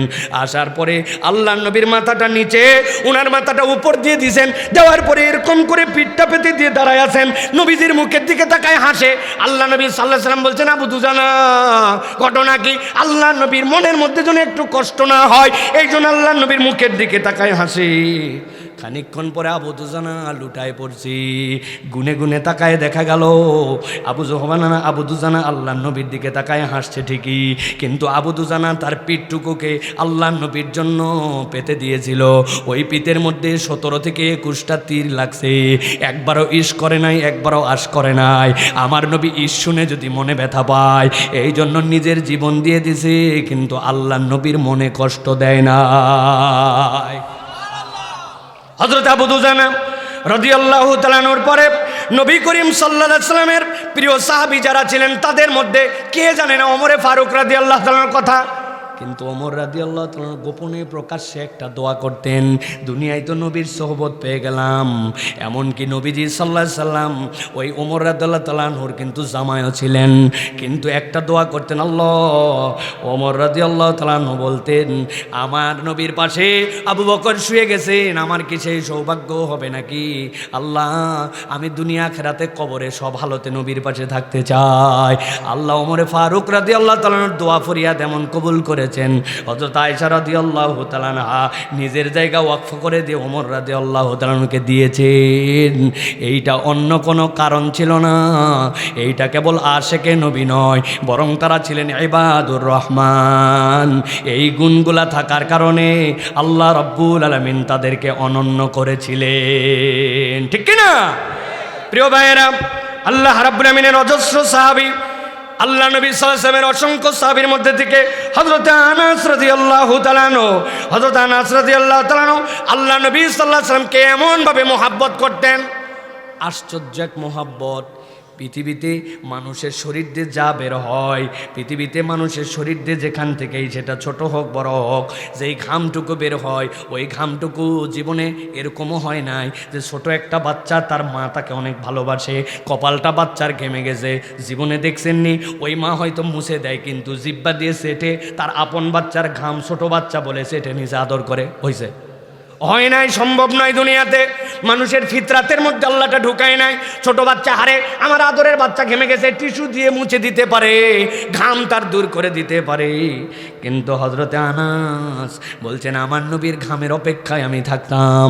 আমার কতকগুলা সুগন্ধি ছিল, নবীর গা মাঝে মাঝে ঘেমে গেলে সেখান থেকে একটু সুগন্ধি নিয়ে নিছি, নেওয়ার পরে ওর মধ্যে মিশায় রেখে দিছি। দুনিয়ার লোক জিজ্ঞাসা করতো আনাস এই আতরের কি ঘ্রাণ, এত পাওয়ার, এত সুগন্ধির কারণ কি? হযরত আনাস অনেককে বলতেন, অনেককে বলতেন না। পরবর্তীতে হযরত আনাস রাদিয়াল্লাহু তাআলা আনহু সহিহ মুসলিমের হাদিসের মধ্যে আসছে, তিনি বলছেন এই আতর দুনিয়ার কোনো আতর নয়, এই আতর আমার নবীর ঘাম মিশ্রিত আতর, এইটার সুগন্ধি দুনিয়ার কেউ বানাতে পারে না। সুবহানাল্লাহ। হযরতে সাদ ইবনে আবি ওয়াক্কাস রাদিয়াল্লাহু তাআলা আনহু, আল্লাহর নবী সাল্লাল্লাহু আলাইহি ওয়াসাল্লাম উহুদের ময়দানে একা হয়ে গেলেন। এরপরে কিছু সাহাবী তাকে ঘিরে ধরলো। ঘিরে ধরার পরে সাদ ইবনে আবি ওয়াক্কাস রাদিয়াল্লাহু তাআলাকে নবীজি ডাক দিলেন। ডাক দিয়ে বলেন, ও সাদ, নিচের দিকে যারা আছে তাদের দিকে তুমি তীর চালাও, তীর চালাও। আল্লাহর নবী সাদ ইবনে আবি ওয়াক্কাসের জন্য যে কথা বলেছেন, এর থেকে বড় কথা আল্লাহর নবী কোনোদিন বলেন নাই। বলে, সাদ, তুমি এখন তীর চালাও তাদের দিকে, আর আমি মুহাম্মদ সাল্লাল্লাহু আলাইহি ওয়াসাল্লামের আব্বা আম্মা তোমার জন্য উৎসর্গ হোক। আল্লাহু আকবার। হযরত সাদ ইবনে আবি ওয়াক্কাস রাসূলুল্লাহ সাল্লাল্লাহু আলাইহি ওয়াসাল্লামের জন্য ডেডিকেটেড ছিলেন। কেন আল্লাহর নবী কথা বললেন? কি পারফরমেন্সে তাদের এই অবস্থা হলো? কিচ্ছু নয়, এই মানুষগুলা ছিলেন ইবাদুর রহমান, রব্বুল আলামিনের এমন ইবাদ হয়েছিলেন যেই গুণগুলা তারা অর্জন করেছিলেন, এই গুণগুলার কারণে এই মানুষগুলার জীবনে এই পরিবর্তন এসেছিল। হযরতে যায়েদ ইবনে হারিসার বর্ণনা আসছে। হযরতে যায়েদ ইবনে হারিসা বন্দি দশা থেকে মুক্ত হলেন, বাপ মায়ের কাছে তিনি ফেরত গেলেন। বাপ মায়ের কাছে যাওয়ার পরে বলতেছে তারা, তুমি কাকে বেছে নিতে চাও? হযরতে যায়েদ ইবনে হারিসা বলতেছেন, আমার বাপ মাকে 100 বার আমি ত্যাগ করতে রাজি আছি, কিন্তু আমি মুহাম্মদ সাল্লাল্লাহু আলাইহি ওয়াসাল্লামকেই বেছে নিব, তার থেকে উত্তম মানুষ আমি জীবনে দেখি না। সুবহানাল্লাহ। প্রিয় ভাইয়েরা, একটু ভিন্নভাবে আপনাদের কাছে কথাগুলো উপস্থাপন করলাম। এই মানুষগুলা কিভাবে এই বৈপ্লবিক পরিবর্তন হলো? এই মানুষগুলাই তো ছিলেন আরবের ডাকাত, এই মানুষগুলাই তো ছিলেন আরবের মধ্যে ওই সন্তানের হত্যাকারী, এই মানুষগুলাই তো ছিলেন আরবের বুকে এতিমের সম্পদ হরণকারী, এই মানুষগুলাই ছিলেন যুদ্ধবাজ, বাপের পরিচয় বংশের পরিচয়, মানুষের পরে মানুষ তারা হত্যা করছেন, জোর যার মুল্লুক তার, এটাই ছিল তাদের খেলা। এই মানুষগুলা কেমনে পরিবর্তন হলেন? তাহলে নবীও নাই, এই মানুষগুলাও নাই, সাহাবীদের তাবাক আমরা কেউ নিতে পারবো না। আল্লাহ নবী বলে গেছেন, খয়রুল উমুরে করনি সুম্মাল্লাযীনা ইয়ালুনাহুম সুম্মাল্লাযীনা ইয়ালুনাহুম। কিন্তু যেই পরশ পাথরের সহবতে, যেই কোরআনের গুণাগুণে এই মানুষগুলা অনন্য হয়েছিলেন, আওয়াজ করে বলেন তো, ওই কোরআন অবিকৃতভাবে আপনার আমার কাছে আছে না নাই? আছে না নাই? ওই হাদিসগুলো অবিকৃতভাবে আপনার আমার কাছে আছে না নাই? আমরা সাহাবী হতে পারবো না, তাবেই হতে পারবো না, তাবেই হতে পারবো না, খয়রুল কুরুনের মানুষ হতে পারবো না, কিন্তু মন কি চায় না আমি একজন উত্তম মুমিন হব, আমি রহমানের গোলাম হব, আমি একজন ওই সাহাবী তাবেইদের সাথে জান্নাতে যাওয়ার মতো প্রচেষ্টাকারী হব? এইটা কি আপনার আমার মনে চায় না? চায় না? বলছি তো চাই, কিন্তু এর সাথে কামের কোনো মিল নাই, ঠিক কিনা? আজকে আমরা ছোট্ট করে একটু এই 10টা গুণ 20 থেকে 25 মিনিট আর আপনাদের কাছে একটু বলতে চাই, একটু দিল দিয়া এই কথাগুলো আমাদের দিলের মধ্যে নিয়ে আমল করার নিয়তে আমরা বাড়িতে যাব ইনশাআল্লাহ। রাজি আছি তো ভাই?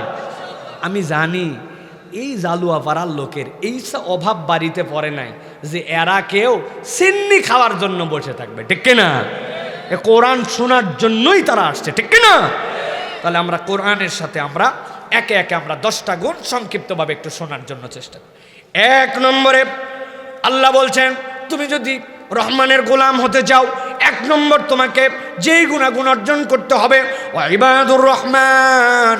আল্লাহ বলছেন রহমানের গোলাম আল্লাযীনা ইয়ামশুনা আলাল আরদি হাওনা, এই মানুষগুলা নম্র ভদ্রভাবে জমিনে চলাফেরা করবে, তাদের চাল চলন আচার আচরণ বেয়াদব মার্কা হবে না। আল্লাহ বলছেন ওয়া ইযা খাতাবাহুমুল জাহিলুনা ক্বালু সালামা, এই মানুষগুলা বিতর্ক এড়িয়ে চলার অভ্যাসকারী হবে। যখন কেউ গায়ে পড়ে পায়ে পড়ে মূর্খতা নিয়ে তার সাথে ঝগড়া করতে আসবে, কথা কাটাকাটি করতে আসবে, ওই বান্দার তবিয়ত হবে ওই ঝগড়াতে তার সাথে টক্কর না দিয়া বরং তাকে বলবে আসসালামু আলাইকুম, আমি আপনার সাথে কথা কাটাকাটি, এই কথা কাটাকাটির থেকে আস্তে করে ঝগড়াঝাটি, ওই ঝগড়াঝাটির থেকে আস্তে আস্তে গালাগালি, এইগুলা যে স্টেপ স্টেপ যাবে আমি এর সাথে নাই। ওই বান্দা চলে ভদ্রভাবে আর কারোর সাথে ঝগড়াঝাটি করে না। আল্লাহ বলছেন ইবাদুর রহমানের প্রথম গুণাগুণ হচ্ছে এইটা। এবার একটু হিসাব মিলায় দেখেন, আমরা কি ঝগড়া বাদ দেই নাকি ঝগড়া করি? খালি করি, এমন এমন বাতাস দেই যে ঝগড়ার কোনো প্রয়োজনই নাই। উনি আছে বাসের মধ্যে ভালো করে বোঝেন, নামতেও পারতেছে না, জানলার পাশে ওনার সিট, বাম পাশে এক ভ্যানওয়ালা আর এক অটোওয়ালার মধ্যে গন্ডগোল লাগছে, ওরে গন্ডগোল, বাস হয়ে যাকে একটু সোলো। এই দুইজন গন্ডগোল জানলাতে উনি দেখতেছে, উনি না পারতেছে থামাতে, না পারতেছে কিছু বলতে, কিন্তু ওনার ভিতরে উস্কায় খুস্কায় উঠছে। সাথে সাথে উনি আওয়াজ দিয়েছে জানলা থেকে, এই হাত থাকতে আবার মুখ দিয়ে কি ব্যাককল কোথাকার। বাসের মতো চলে গেছে, কিন্তু উনি একটা গরম মেরে দিকে ওই জায়গায় হাত থাকতে মুখ দিয়ে কি বাতাস দিয়ে চলে গেল। আমাদের অনেকের অভ্যাস আছে গন্ডগোলের আগে পিছে কিচ্ছুতে নাই, কিন্তু হঠাৎ করে একটা বাতাস মাইরে দেয়, ঝগড়া যেন আরো বেশি বাইদে যায়। এই স্বভাবের লোক কুমিল্লায় না আসেনি ভাই? প্যাঁচ লাগায়, খালি প্যাঁচ লাগায়, আসে না, কথা নাই বার্তা নাই, ঝগড়াঝাটি করে। আল্লাহ নবী সাল্লাল্লাহু আলাইহি ওয়াসাল্লাম বলছেন, একটা হাদিস শোনেন, নবীজি বলছেন, ও আমার উম্মত, তোমরা দুইজন গন্ডগোল লাগছো, বিতর্ক লাগার পরে একজন চিন্তা করছে, বিতর্কে আমার যা যুক্তি তর্ক আছে, আমি হকের পক্ষে আছি, এখন যদি ঝগড়াঝাটি ঠিকঠাক মতো করি তাহলে আমার হারাই কি, আমার যুক্তি সবল, কিন্তু তারপরেও চিন্তা করছে ঝগড়াঝাটি করলে একটা বিপদ, আমি এটা করতে চাই না, থাক আমার নবী নিষেধ করছেন, এই জন্য আমি জিতেই যেতাম, আমার যুক্তি সবল, আমি হকের পথে, তাও বাদ দিয়ে দিছি। আল্লাহ নবী বলছেন, এই যে বিতর্ক পরিহার করলো, এই কারণে আমি নবী বললাম, তোর জন্য জান্নাতের মধ্য দেশে আমি একটা ঘরের জামিন হয়ে গেলাম। আল্লাহ নবী বলছেন, আরেকজন ঝগড়া লাগাইছে, লাগানোর পরে বুঝছে আমার যুক্তি খারাপ, আমার যে পক্ষে আছে এই পক্ষে জিন্দেগিতেও জিতবে না, তখন বলছেন, না বাবা, এগুলা ঝগড়াঝাটির মধ্যে আমি নাই। বুঝছেন তো, হারিয়ে যাওয়ার ভয়ে কিন্তু বলছে। নবী বলছে, বলুক না কেন, হারিয়ে যাওয়ার ভয়েই বলছে, যুক্তি তার খারাপ, তারপরেও ঝগড়া পরিহার করছে। আল্লাহ নবী বলছেন, তার জন্য জান্নাতের মধ্যে একটা ঘরের জামিন আমি নবী হলাম। সুবহানাল্লাহ। তাহলে আমার মুখ সামলানো, এটা হচ্ছে রহমানের বান্দার প্রথম গুণাগুণ। আমি ঝগড়াঝাটি করব না, আমার চলাফেরার মধ্যে কখনো উগ্রতা থাকবে না, চলাফেরার মধ্যে একটা শান্ত শিষ্ট নম্রতা ভদ্রতা থাকবে। তরুণ যুবক, বাপ থাকে বিদেশে, কুমিল্লা অঞ্চলে কিন্তু ডলারের গরম আছে, দিরহামের গরম আছে, রিয়ালের গরম আছে, ইউরোর গরম আছে নি নাই? সিএনজি সিঙ্গেল চল, কিরে ভাই, সামনে দুইজন বসতে পারে, পিছনে কয় আমার লাগবে না। যাদের অভাব পড়ছে তারা সিরিয়ালে বসে থাকবে, আরেকজন উঠতে চাইলে উঠে না, রিজার্ভ, কারণ বাপ পাঠাইছে বিদেশ থেকে টাকা, উনার ফুটানি দেখে কে। কথা বললেন না? যায় মোবাইল বদলায়, জুতা বদলায়, প্যান্ট বদলায়, মনে করে বাপ বোধাই কামাই করে, সেখানে তার কোনো কষ্ট হয় না। না, আপনার এই উগ্রতা, আপনার এই বেয়াদবি, আল্লাহ বলছেন তুমি রহমানের গোলাম হতে পারবা না।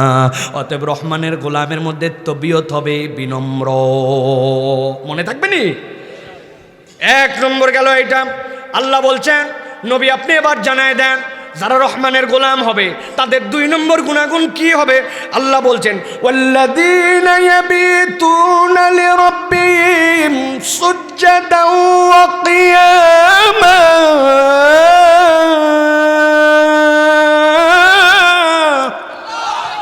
আল্লাহ বলছেন, রহমানের বান্দা যদি তুমি হতে চাও, আল্লাহর গোলাম যদি তুমি হতে চাও, তোমার দুই নম্বর গুণাগুণ, পুরা রাত, খালি রাতের পর রাত তুই ভ্যানভ্যানায় ঘুমায় যাস, নাক ডাকে ঘুমায় যাস, এটা রহমানের বান্দার গুণাগুণ হবে না। আল্লাহ বলছেন, ওই বান্দা রাতে ঘুমাবি, আবার মাঝে মাঝে রাতের বেলা উঠবে, ওঠার পরে আল্লাহর জন্য দাঁড়ায় যাবে, আল্লাহর জন্য কপালটাকে মাটিতে লাগায় দিবে। আল্লাহ বলছেন, দুনিয়া যখন ঘুমায়, আমার বান্দা যখন দাঁড়াইছে, সব বান্দা তো রহমানের গোলাম হতে পারে না। কিছু বান্দা এরকম আল্লাহর জন্য দাঁড়াইছে, কেউ জানে না ও যখন সিজদায় পড়ে গেছে, আল্লাহ প্রথম আসমানে, আল্লাহ সারাদিন ওই বান্দা আল্লাহর কাছে দোয়া করে, আল্লাহ তুই আমার গুনাহ মাফ করে দে, তুই আমার রিজিক বাড়ায় দে, আমার হায়াত বাড়ায় দে, আমার সন্তানের জন্য আল্লাহ এই চাকরির ব্যবস্থা করে দে, বড় আলেম বানায় দে, সারাদিন দোয়া করে। আল্লাহ বলছেন, আর 1/3 রাত পার হওয়ার পরে তোমার আল্লাহ প্রথম আসমানে আসে, আসার পরে জিজ্ঞাসা করে, কেউ আসনি যার ক্ষমা লাগবে, কারো রিজিকের টানাটানি টাকাটা নিয়ে আসেনি আমারে বলো। আল্লাহ বলছেন শুধু লাব্বাইক বললেই আল্লাহ তার রিজিকের সমস্যা দূর, লাব্বাইক বললেই তার আল্লাহ মাফ করে দেন। আল্লাহ বলছেন ওই শ্রেণীটাই হচ্ছে রহমানের গোলাম। সারা রাত বিছনায় পিঠ লাগায় না, রাতে মাঝে মাঝে উঠে আল্লাহর জন্য দাঁড়ায় যায়, আল্লাহর জন্য সিজদা করে। আল্লাহ বলছেন এরা হচ্ছে আমি দয়াময় রহমানের গোলাম। তাহলে সারা রাত খালি ভদভতায় ঘুমালাম, ঘুম আসে না বলে মোবাইল ঠেলতে ঠেলতে ফজরের আজান করে ফেললাম, ইউটিউব দেখতে দেখতে অস্থির করে ফেললাম, কিন্তু কোনো দিন মন চাইলো না আরে একটা রাত একটু উঠি, ঘুম যেহেতু আসতেইছে না যাই তো একটু 2 রাকাত নামাজের জন্য দাঁড়ায় যায়। অথচ এর নাকি সমস্যার শেষ নাই, চাকরি ভালো হচ্ছে না, ব্যবসায় বরকত হয় না, শরীর ঠিক নাই, অসুখ যেগুলো হচ্ছে এগুলো ওষুধ খাওয়ার পরে ভালো হয় না, বাচ্চা কাচ্চা নাকি কথা শোনে না, সংসারে নাকি সুখ নাই, স্বামীটা যেরকম প্রত্যাশা করছিলাম হয় নাই, বউটা যেরকম চাইছিলাম হয় নাই, বিদেশে যেতে চাই ভিসার প্রসেস কেন জানি হচ্ছে না, কত কিছু তার না চাওয়া, কিন্তু হেড অফিসের সাথে তার কোনো যোগাযোগ নাই। উনি খালি বাইরে ঘুরে বেড়াচ্ছে পিয়নদের সাথে যোগাযোগ করার জন্য, হুজুর আমার জন্য একটু খাস করে দোয়া করো। আরে হুজুর কি কন্ট্রাক্টর নাকি? মালিক নিজে ডাকে তুমি সাড়া দাও না, হুজুরের নিজের সমস্যা শেষ নাই, ঠিক কিনা? বলছে হুজুর আমার মাজার ব্যথা। ওরে ভাই আপনি জানেন বিগত 17 দিন আমার কি মাজার ব্যথা, পিছনে হট ওয়াটার পট নিয়ে ঘোরা লাগতেছে, আমার মাজার ব্যথা সারতেছে না, আপনি কার কাছে মাজার ব্যথার সমস্যা নিয়ে আইছেন? কথা ঠিক কিনা? আল্লাহ বলছেন আল্লাহর কাছে চাও, তাহলে যেই ব্যক্তি ইবাদুর রহমান হবে তার বৈশিষ্ট্য হবে সারা রাত নাক ডাকায় কেলায় কেলায় ঘুমাবে না, মাঝে মাঝে আল্লাহর জন্য উঠা লাগবে, ঠিক কিনা? শুধু ঠিক বললে হবে না, হবে না, আজকে ওয়াদা করতেছে আমরা এই আমল আপনার আমার জীবনে নিব, ঠিক কিনা? 3 নম্বরে আল্লাহ রাব্বুল আলামিন বলছেন যেই বান্দা আল্লাহ রাব্বুল আলামিনের ইবাদ, আল্লাহর গোলাম, তার 3 নম্বর গুণ কি হবে? ওয়াল্লাযীনা ইয়াকুলুনা রাব্বানা সরিফ আন্না আযাব জাহান্নাম ইন্না আযাবাহা কানা গরামা ইন্নাহা সাআত মুস্তাকাররাও ওয়া মাকামা। আল্লাহ বলছেন ওই মানুষ, যেই মানুষ আল্লাহর গোলাম, নিজে রহমানের গোলাম পরিচয় দিবে, আল্লাহ বলছেন তার 3 নম্বর গুণাগুণ ওয়াল্লাযীনা ইয়াকুলুন, তারা রব্বুল আমিনের কাছে বলতে শুরু করে, কি বলে? রব্বানা সরিফ আন্না আযাবা জাহান্নাম, আয় আল্লাহ আযাবে জাহান্নাম তো আমরা সহ্য করতে পারবো না, রব্বুল আমিন তোমার কাছে অনেক কিছুই চাই, তবে সবচেয়ে বেশি যেটা চাই তুমি আমাকে জাহান্নামের আযাব থেকে রক্ষা করো, আমিন বলেন। আল্লাহ বলতেছেন এরপর ওই বান্দা আল্লাহর কাছে বলে ইন্না আযাবাহা কানা গরামা, এই আযাব তো আমাকে ধ্বংস করে দিবে, এই আযাব তো কিচ্ছু রক্ষা করতে পারবে না, ইন্নাহা সাআত মুস্তাকাররাও ওয়া মুকামা, নিশ্চয় এটাই হচ্ছে নিকৃষ্টতম আবাসস্থল।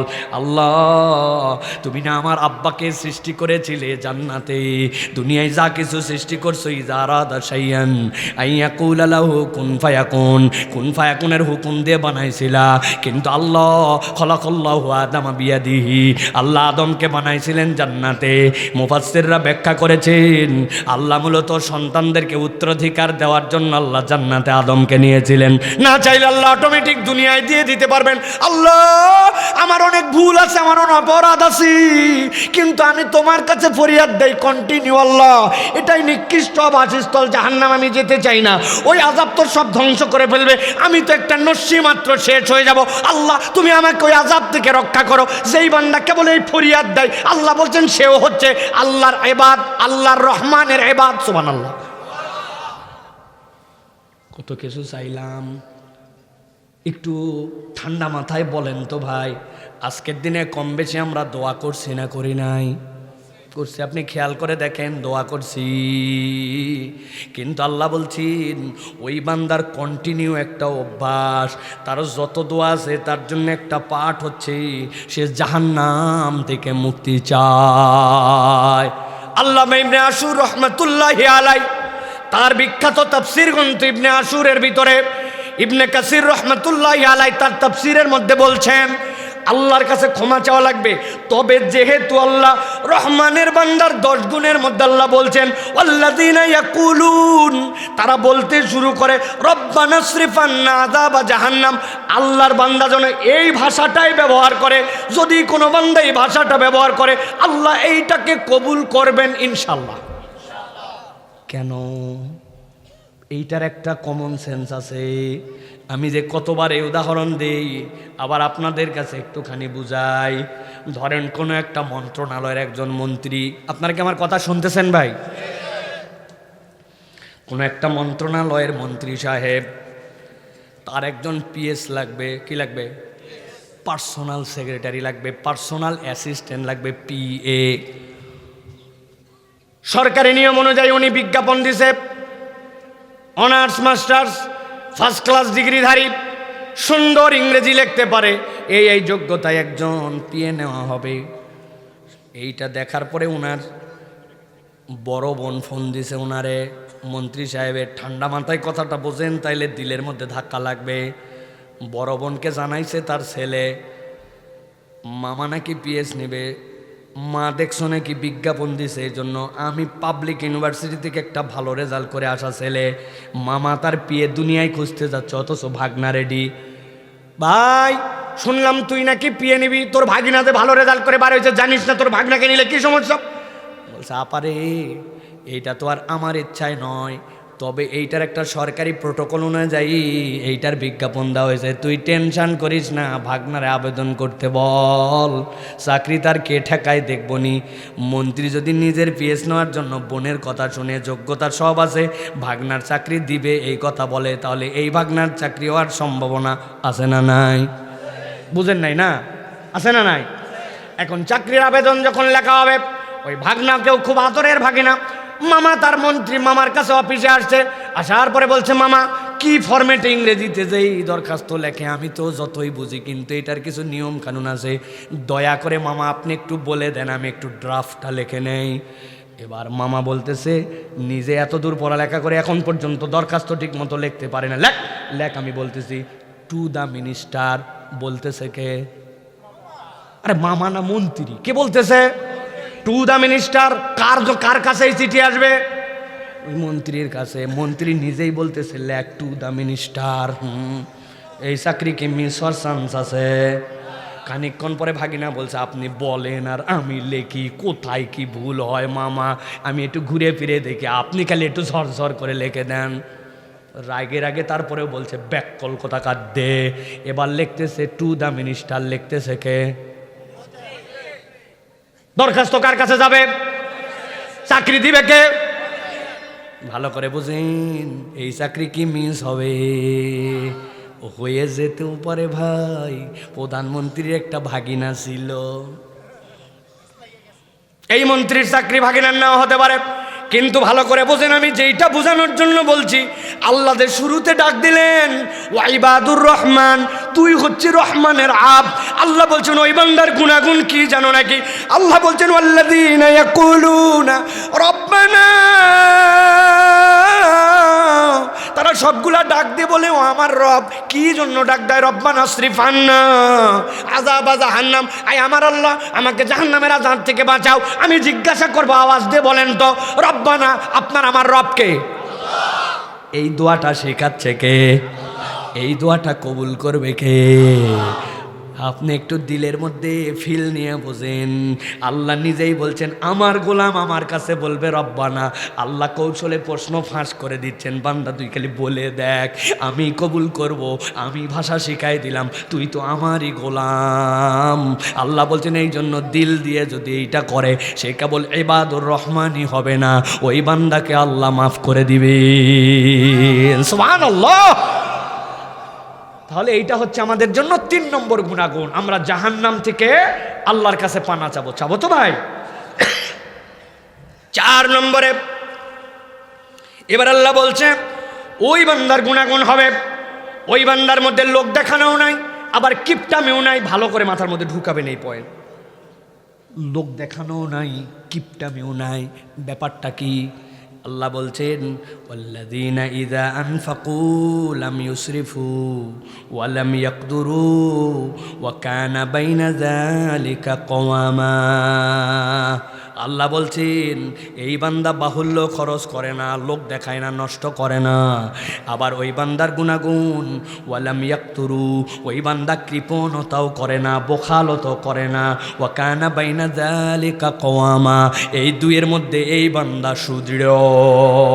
কেউ চাইলে ফিরায় না, অযথা বাজে খরচও করে না, তবে তার মধ্যে কৃপণতার হার নাই।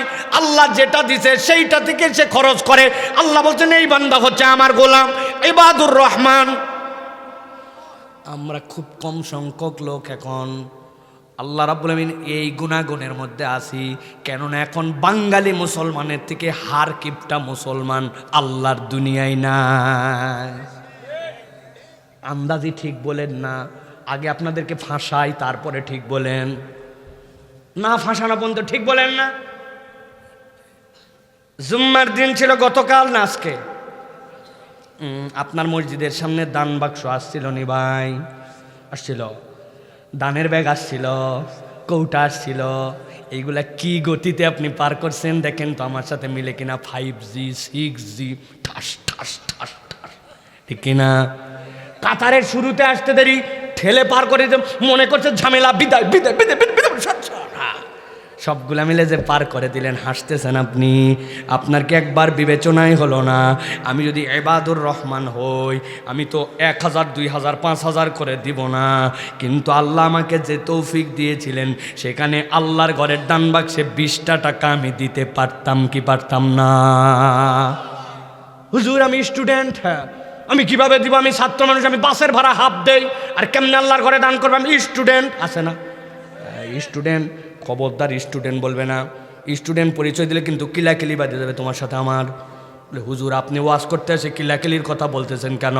এমনি এমনি বলতেছি না, মেজাজ খারাপ হয়ে আছে। কারণ আমি তোমাকে চায়ের দোকানে একটা খেলা দেখাইছি, দেখছি তোমার। এক বন্ধু বেড়াতে আসছে, চা অর্ডার দিছে, বিস্কুট খাইছে, 2 জন খাইছে। খাওয়ার পরে এই বন্ধু পকেট থেকে মানি ব্যাগ বার করছে, বলছে তুই আমার এলাকায় আসে তুই পকেটের থেকে মানি ব্যাগে হাত দিলে রাখ রাখ। বলছে ভাই অনেক দিন পর তোর সাথে দেখা, তুই দিস না, তুই ডাকছিস আমি আসছি, আমি আজকে দিব। বলছে তুই দিবি না, তুই দিবি না, তুই দিবি না। ধাক্কা ধাক্কি ধাক্কা ধাক্কি। পরে দোকানদার বলছে 2 জনই দে। কথা ঠিক কিনা? তোমার মোবাইলের মধ্যে এমবি ভরছো, টাকা ভরছো, তখন তুমি স্টুডেন্ট না। কিন্তু আল্লাহর ঘরের দান বাক্সে তোমার পকেট থেকে 20 টাকা আসে না। মুরব্বি বগলের মধ্যে টাকা রাখতে রাখতে টাকা গন্ধ বানায় ফেলছে, ওইটা দিয়ে বিকালবেলা চা খায়, পান খায়, সেখানে সপ্তাহে অনেক টাকা খরচ হয়, কিন্তু আল্লাহর ঘরে 20 টাকা দেয় না। দান বাক্স চলে যায়। গতকালকে যারা যারা 20 টাকা দেননি হাত তোলেন। থাক থাক থাক, হাত তোলেন। সব হাত উঠে তো আবার হাত তুলে এই লোকে, লজ্জা শরমও নাই। প্রিয় ভাইরা, আমি আপনাকে লজ্জা দেওয়ার জন্য বলছি না।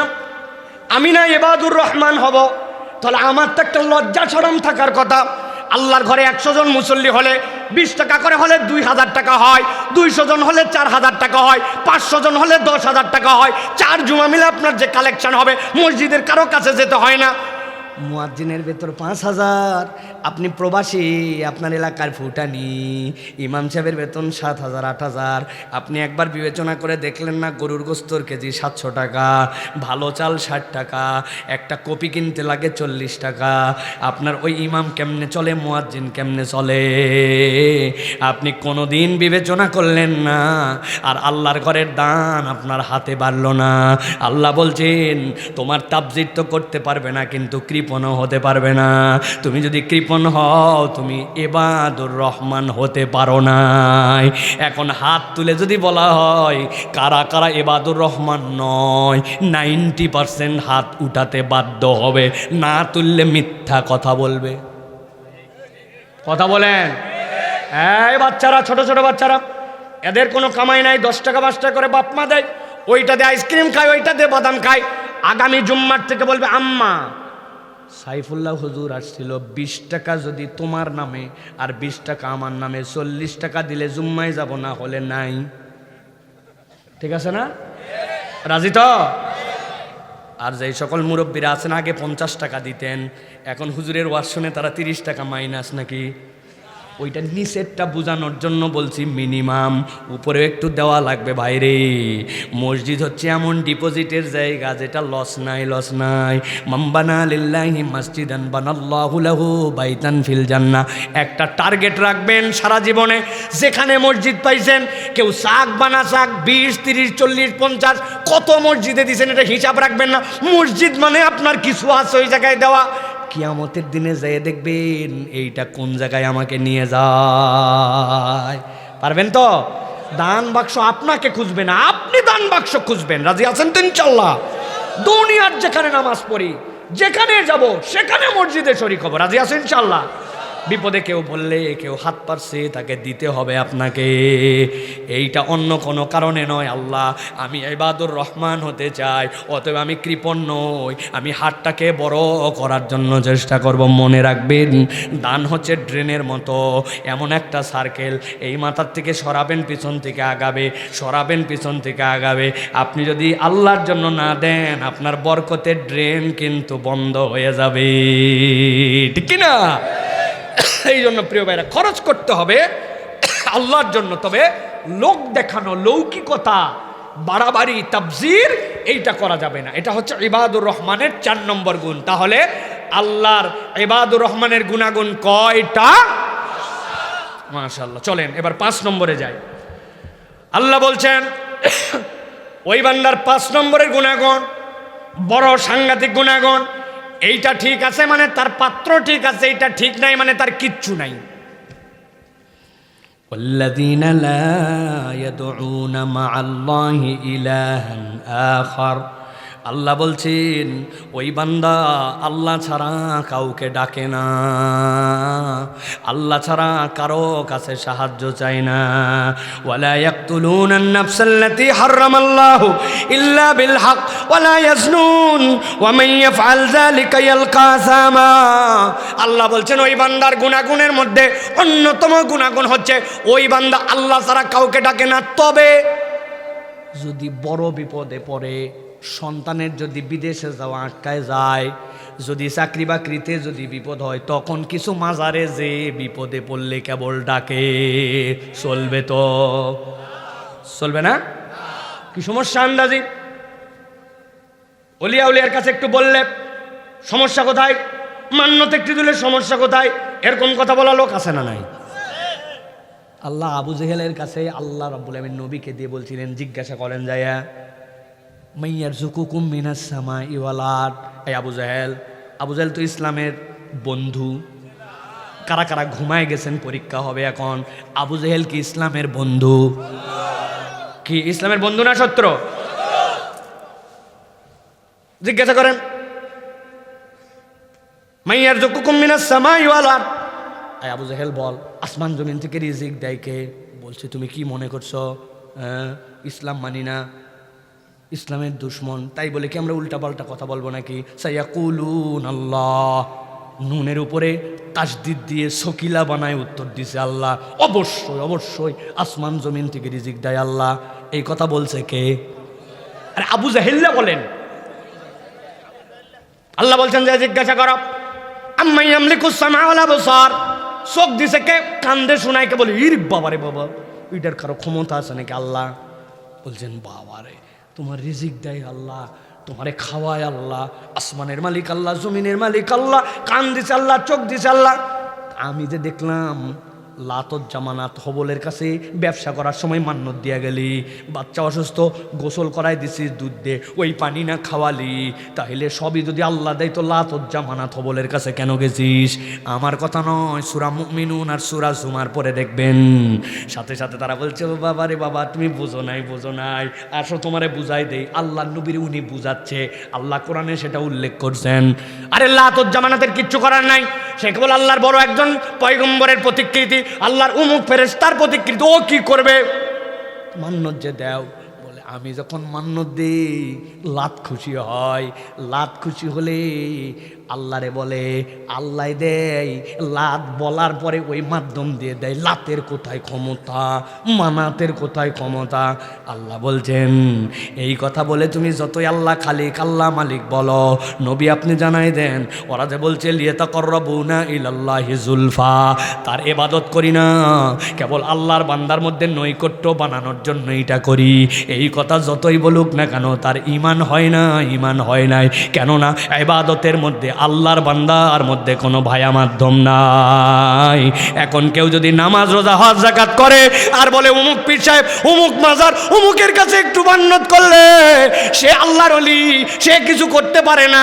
আল্লাহ দেয় কিন্তু মাজারের মাধ্যম দিয়ে দেয়, মান্নতের মাধ্যম দিয়ে দেয়, কবরের মাধ্যম দিয়ে দেয়। আপনি নিশ্চিত জেনে থাকবেন ওর ঈমান আর আবু জেহেলের ঈমানের মধ্যে এক চুলো কম বেশি নাই। আপনার ভালো লাগলেও কথা ঠিক, না ভালো লাগলেও কথা ঠিক। আল্লাহ বলছেন এই জন্য আমার গোলাম হতে হলে আমি ছাড়া কাউকে ডাকা যাবে বিপদে না আপদে না কোনো জায়গায় না, সব সময় ডাকতে হলে আল্লাহকে ডাকতে হবে, ঠিক কিনা?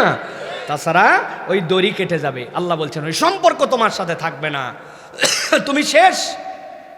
এমনও না যে আপনি বলবেন আল্লাহর কাছে যে আল্লাহ আমি ভুল করে বলছিলাম, ভুল করে বলছি, একটাই গুনাহ মাফ হবে না, সেটা শিরিক। কি?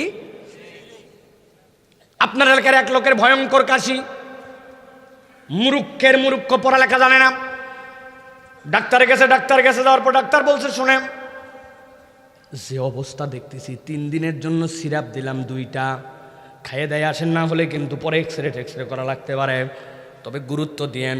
বলছে বাবা আমি তো পড়ালেখা জানি না, 2 ধরনের সিরাপ কখন কোনটা খাবো? বলে টেনশন নাই, বাইরে যান, ডিসপেন্সারিতে আপনাকে বলে দিবে।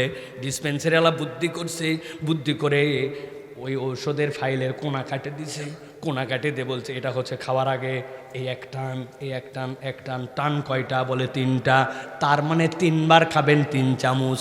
ওরে খুশি, এত সুন্দর করে বোতলে আঁক দিয়ে বুঝাই দিছে। ওই লোক ওষুধ নিয়ে এসে রাত্রেবেলা খাইছে, খাওয়ার পরে জানালার উপর রেখে দিয়েছে, মূর্খ মানুষ।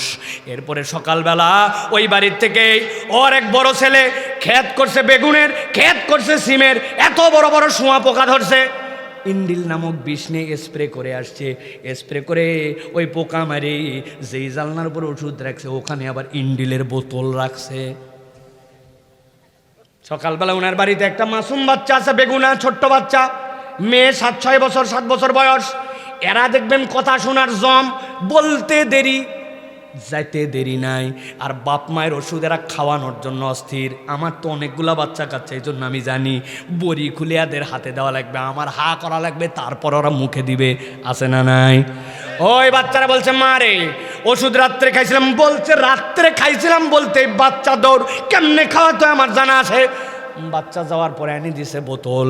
এই মুরব্বী তো জানে না বোতল কোনটা, কি পড়ালেখা জানে না, কুপির মধ্যে ঢালছে, নাক বন্ধ, কাশির ঠেলায় গন্ধ পায় না, নিচে 2 চামচ নিয়ে কথা নাই বার্তা নাই ঢক করে মারে ভিতরে ঢুকার পরে বুঝছে হায় হায় এইটা তো কাশির সিরাপ না, এটা বিষ খাইয়া ফেলছি। বুঝে থাকলে বলেন তো এই বিষ যদি খাইয়ে পরে ভুল করে তাহলে তার ক্ষতি হবে না? হবে না? আন্দাজে উত্তর দিবেন না, বুঝে সুঝে উত্তর দিবেন। ক্ষতি হবে না? হবে না? কিসের হবে আন্দাজি? এটা মূর্খ মানুষ, পড়ালেখা জানে না। এটা ছোট বাচ্চা এনে দিছে, পড়ালেখা সেও জানে না। উদ্দেশ্য সহি ছিল, কি উদ্দেশ্য ঠিক, পড়ালেখা জানে না, ছোট বাচ্চা দিছে, ভুল করে খাইছে, এগুলো একটাও বিষে হিসাব মিলাবে না। বিষ খালে তার অ্যাকশন শুরু, ঠিক না? হুজুর বলছিল, উমুকে বলছিল আমার এলাকায় করতো, উমুকে কি বুঝতো না, সেই লোকের কথা শুনে আমি শিরিক করছিলাম। আল্লাহর কাছে এইগুলা একটাও কাজ দিবে না। এই জন্য সব পাপ জীবনে হতে পারে, শিরিক করা যাবে না, যাবে না। আল্লাহ ছাড়া কাউকে ডাকা যাবে না। কুমিল্লা অঞ্চলে একদল বেদাতি এখন মানুষকে শিরিক করায়, ঠিক কিনা? আমার আল্লাহ রাব্বুল আমিন বলছেন, ও বান্দারা ভালো করে বোঝো, এই যে তুমি আল্লাহর কাছে শিরিক করবে না, সাথে সাথে অন্যায়ভাবে কোনো নফসকে হত্যা করা যাবে না, এটা বিরাট ব্যাখ্যার বিষয়। এর মধ্যে একটা হচ্ছে ভ্রূণ হত্যা করে অনেক মানুষেরা। পেটের মধ্যে বাচ্চা আসার পরে চেক করে ছেলে না মেয়ে, মেয়ে পছন্দ হয় না, ওই ভ্রূণকে হত্যা করে ফেলে, গর্ভপাত ঘটায় ফেলে। আগে ছিল হত্যা ডাইরেক্ট, এখন এরকম করে সন্তান নষ্ট করে। আল্লাহ বলছেন এইটা খবরদার খবরদার, এটা মহাজুলুম। ওয়া ইযাল মাউউদাতু সুইলাত বিআইয়ি যামবিন কুতিলাত। আধুনিক মুফাসসির রাইটার ব্যাখ্যা করছেন দীর্ঘ, ভ্রূণ হত্যা করতেছে, আত্মা চলে আসছে, রুহু ফুৎকার দিয়ে ফেলছে আল্লাহ রাব্বুল আমিন, এরপরেও তাদেরকে হত্যা করে ফেলতেছে। এটা তো একটা হত্যা, এর বাহিরেও যত ধরনের হত্যা আছে, কোনো হত্যা কখনো ইবাদুর রহমানের দ্বারা সম্ভব নয়। আল্লাহ বলছেন ওয়ালা ইয়াজনুন, আর খবরদার খবরদার সে যেন জেনা ব্যভিচার না করে। জেনা যদি করে ফেলে, আল্লাহ বলছেন তওবা যদি না করে, তাহলে কখনো সে আল্লাহর ইবাদুর রহমানের তালিকায় আসতে পারবে না। জেনার ব্যাখ্যায় নবীজি সাল্লাল্লাহু আলাইহি ওয়াসাল্লাম দীর্ঘ কথা বলছেন, আমি শুধু সংক্ষেপ করে বলি। নবীজি বলছেন, ও দুনিয়ার মানুষ, তোমার চোখেরও জেনা আছে। চোখের জেনা হচ্ছে যেটা তোমার দেখার কথা নয় সেটা দেখছো। হাতের জেনা যেটা তোমার ছোঁয়ার জন্য আল্লাহ অধিকার দেন নাই, তুমি ওইটা ছুঁয়েছো, ছুঁয়ে তুমি হারাম, ছুঁয়ে তুমি জেনা করে ফেলছো। পায়ের জেনা হচ্ছে আল্লাহর অবাধ্যতার দিকে তুমি তোমার পাকে বাড়ায় দিছো। অতএব আমাদেরকে হিসাব করে চলা লাগবে, ঠিক কি না? ও তরুণ যুবক প্রিয় ভাইরা, কত আলোচনায় বলি আমি, প্রত্যেক আলোচনায় বলি, একটা সিস্টেমের তিনটা জিনিস থাকে, একটা ইনপুট, একটা আউটপুট আর একটা প্রসেসর থাকে না ভাই? এই যে মোবাইলের মধ্যে একটা ইনপুট আছে না নাই? ইনপুটটা কি? নাম্বার চাপছেন 01... এই নাম্বারটা আপনি চেপে ফেলছেন, এরপর আপনি সবুজ বাটনে চাপ দিছেন, ইনপুট হয়ে গেছে, প্রসেসর হয়েছে। এরপরের ভিতরে কার কাছে কল যেতে হবে এই নাম্বারটার সাথে টাওয়ারে বাজছে, টাওয়ার থেকে এরপরে তার মোবাইলে গেছে, তার মোবাইল থেকে রিপ্লাই আসছে, আবার আপনার কাছে আসছে। এই যে আউটপুট হয়ে গেল রিংটন দিয়ে তার কাছে, আর মধ্যে প্রসেস হলো, এই ইনপুট গেল। মানুষের জীবনেও এরকম ইনপুট আছে প্রিয় ভাইরা। কম্পিউটার ইনপুট আছে, আউটপুট আছে, প্রসেসর আছে। মানুষের ইনপুট হচ্ছে চোখ আর এই কান, এই দুটা দিয়ে মানুষ তার জীবনের 80% ইনপুট নিজের জীবনে নেয়। চোখ দিয়ে দেখে বলেই চিন্তা করতে পারে, মুখ দিয়ে কথা বলে, কান দিয়ে শুনে বলেই ওই মানুষ ব্রেনের মধ্যে সেগুলো প্রসেস করতে পারে। এই জন্য কোনো বান্দা যদি চোখের গুনাহ আর কানের গুনাহ থেকে হেফাজত করে, তার মুখের গুনাহ অটোমেটিক কমে যায়। আমি চোখ দিয়ে খারাপ দেখছি বলেই না মুখ দিয়ে বলতে মন যাবে, কান দিয়ে শুনছি বলেই না মুখ দিয়ে আমার কথা আসবে। এই দুটার গুনাহ থেকে হেফাজত করলে মুখ সামলে যায়, আর মুখ সামলালে ওই বান্দার জীবনের 80% গুনাহ থেকে সে মুক্ত হয়ে যায়। আপনি হিসাব করে দেখেন, আমাদের জীবনের অধপতন, বরকতহীনতার অন্যতম কারণ চোখের গুনাহ আর কানের গুনাহ, ঠিক কিনা ভাই? ওয়াজ শুনতে শুনতে গুনাহ হয় জানেন, কোরআন তেলাওয়াত শুনতে শুনতে এমন অ্যাডভার্টাইজ চলে আসছে, আর বাঁচার উপায় নাই, একদম অসভ্য অ্যাডভার্টাইজ। তা আমি কোরআন শুনতে শুনতেও আমার চোখ গুনার মধ্যে চলে যাচ্ছে, এমন এক জগতের মধ্যে আমরা ঢুকে গেছি। আর সেখানে বন্ধুর সাথে বন্ধু মিশলেই, কথা বললেই বাজে বন্ধুর খপ্পরে পড়ে রাত দিন বাজে কথা, হারাম কথা, অন্যায় কথা, অমুক নায়িকা দেখছিস কিনা, তার ফিগার কেমন জানিস কিনা, সেই গান শুনছিস কিনা, এই গানের মধ্যে হিট নায়িকা, সারাদিন সিনেমা নাটক এইগুলো আলাপ। ও জিজ্ঞাসা কর না ফজরের নামাজ পড়ছি কিনা, বন্ধু কোরআন আজকে তেলাওয়াত করছো কিনা, তুমি মুখের দাড়িটা কেন কাটলে বন্ধু, তুমি কেন টাকনুর নিচে এখনো জামা রাখলে, তুমি কেন আজকের জামাতে আসলে না। এই বন্ধু জীবনে আপনাকে এই কথা বলেন, এরকম কোনো বন্ধুর সাথে আমরা ঘুরিও না, এরকম বন্ধু আমাদের নাই। কথা কি রাগ করলেন ভাই? রাগ করলেন? তাহলে প্রিয় ভাইয়েরা, 6 নম্বরে আল্লাহ রাব্বুল আমিন বলছে, ওই বান্দা যদি ইবাদুর রহমান হয়, তার আর একটা গুনাহগুণ আছে। কি গুনাহগুণ? আল্লাহ বলছেন ওই বান্দা পাপ করে ফেলতে পারে, কিন্তু পাপের পরেও তার তবিয়ত হবে, পাপের উপরে থাকবে না, সে ফেরত চলে আসবে। আল্লাহ বলছেন ইল্লা মান তাবা ওয়া আমানা ওয়া আমিলা আমালান সালিহা ফাউলাইকা ইউবাদদিলুল্লাহু সাইয়্যাতিহিম হাসানাত ওয়া কানাল্লাহু গফুরুর রহিমা। ওই বান্দা তো সেই বান্দা ভুল যে করবে না এরকম নয়। মানুষকে নামই তো আল্লাহ দিয়েছেন ইনসান, ইনসান মানে নিসিয়ান থেকে তো ভুলে ভরা। ভুল তো তার হবেই, কিন্তু আল্লাহ বলছেন ওই ভুলের উপরে সে থাকে না। তার তবিয়ত হচ্ছে সে তওবা করে আল্লাহর দিকে ফেরত চলে আসে। আল্লাহ আমি ভুল করে ফেলছি, এক্সকিউজ মি, আল্লাহ আমাকে মাফ করে দাও, আমি প্রমিস করতেছি ভবিষ্যতে আর করব না। এইটা দুনিয়ার কোনো স্বার্থে নয়, ধান্দাবাজিতে নয়, ধরা পড়ে গেছি বাঁচার কৌশলে নয়, দিল থেকে আল্লাহর জন্য। সামনে নির্বাচন আসতেছে, নির্বাচনে পাশ করার জন্য নয়, আগে যা করেছি, এবার খালি একবার আমি তওবা করে ফেরত আসলাম। ভোট দিয়ে দেখেন আগামী বছর কেমনে বাঁশ দেই, তাই না? বহুত দিন তো এইগুলা দেখলাম। আবার ঠিক বলে তো তার পক্ষেই স্লোগান ধরবেন, অমুক ভাইয়ের চরিত্র ফুলের মতো পবিত্র, নামাজ পড়েনি বিগত 40 দিন, বাংলাদেশের কোন মসজিদে ফজরে জামাতে এক ওয়াক্ত। বুঝছেন, কিন্তু হুদা মিশা খালি ঠিক বলেন না। একটা বিড়ি আর এক কাপ চা দিয়ে ইমান বেঁচে ফেলে বাঙালি। আল্লাহ বলছেন এরকম ধান্দাবাজি নয়, দিল থেকে হৃদয় থেকে ইল্লামান তাবা ওয়া আমানা, তওবা করেছে, ঈমান এনেছে, ওয়া আমিলা আমালান সালিহা, বসে থাকে নাই, এরপরে ডেডিকেটেড ভালো কাজের জন্য। ফাউলাইকা ইউবাদদিলুল্লাহু সাইয়্যাতিহিম হাসানাত। আল্লাহ বলছেন আমি আমার বান্দার পারফরমেন্সে এত খুশি হয়ে যাই, তার অতীতের যত গুনাহ সবগুলাকে সওয়াব দ্বারা পরিবর্তন করে দে। সুবহানাল্লাহ। তাহলে ভুল আমাদের হবে, কিন্তু আমরা তওবা করব, ঠিক কি না? এশার নামাজ পড়ে আসি নাই, আল্লাহ মাসালে ফজরও পড়বো না, তাই এটা যেন না হয়। আজকের থেকে পরিবর্তন হয়ে যাব। বাপ মায়ের কথা শোনে না, বেয়াদবের মতো আচরণ করে। বাপ মাকে 100 টাকা দাও, তাছাড়া চুল কাটবো না। রে চুল কাটতে তোর 100 টাকা লাগে কেন? বলছে আমি কি যেমন তেমন চুল কাটি নাকি? কেমন চুল কাটিস রে ভাই? ওরে বাবা, সামনে মডেল দেওয়া আছে, উল্লুক, ভাল্লুক, পাঁঠা, ছাগল আছে না? সবচেয়ে বেস্ট মডেলটার নাম হচ্ছে কুত্তার ডায়রিয়া হওয়ার পরে লেস কাটিং। আপনারা বুঝেন না, এই জন্য আপনারা হাসছেন। এটা একটা ইন্টারেস্টিং কাটিং। কুত্তার মাঝে মাঝে হাগা হয়, স্যাঁতসারা পায়খানা, তখন দেখবেন ঘাস খায়, তারপরে খোকসার পাতা খায়, ঠিক কিনা? কুত্তা নিজে ঘাস খায়, পাতা খায়, পায়খানা বন্ধ করার জন্য। এরপরে পায়খানা বন্ধ হয়েছে, ও তো আর বদনা দিয়ে শুষতে পারে না, এখন লেজ তো তার বাঁকা, গু লাইগে এগুলা ল্যাটপেটা। পরের দিন রোদ উঠছে, শুকায় গেছে, শুকানোর পরে সব লোমগুলো এরকম লম্বা লম্বা, কিন্তু লেজ বেঁকা হয়েছে, নিচ দিয়ে তো চামড়া নাই, এখন লোজ বেঁকা, চারিদিকে বের হওয়া। কতকগুলা দেখবেন কুমিল্লার উদ্ভট ব্যাককল, টাকা দিয়া এদিক নাই ওদিক নাই, মধ্যে দিয়ে উঁচু করে এই জায়গায় বাইন্দে থুছে, আছে নে? আমি নাম দিয়েছি কুত্তার ডায়রিয়া হওয়ার পরে লেজ শুকানো কাটিং।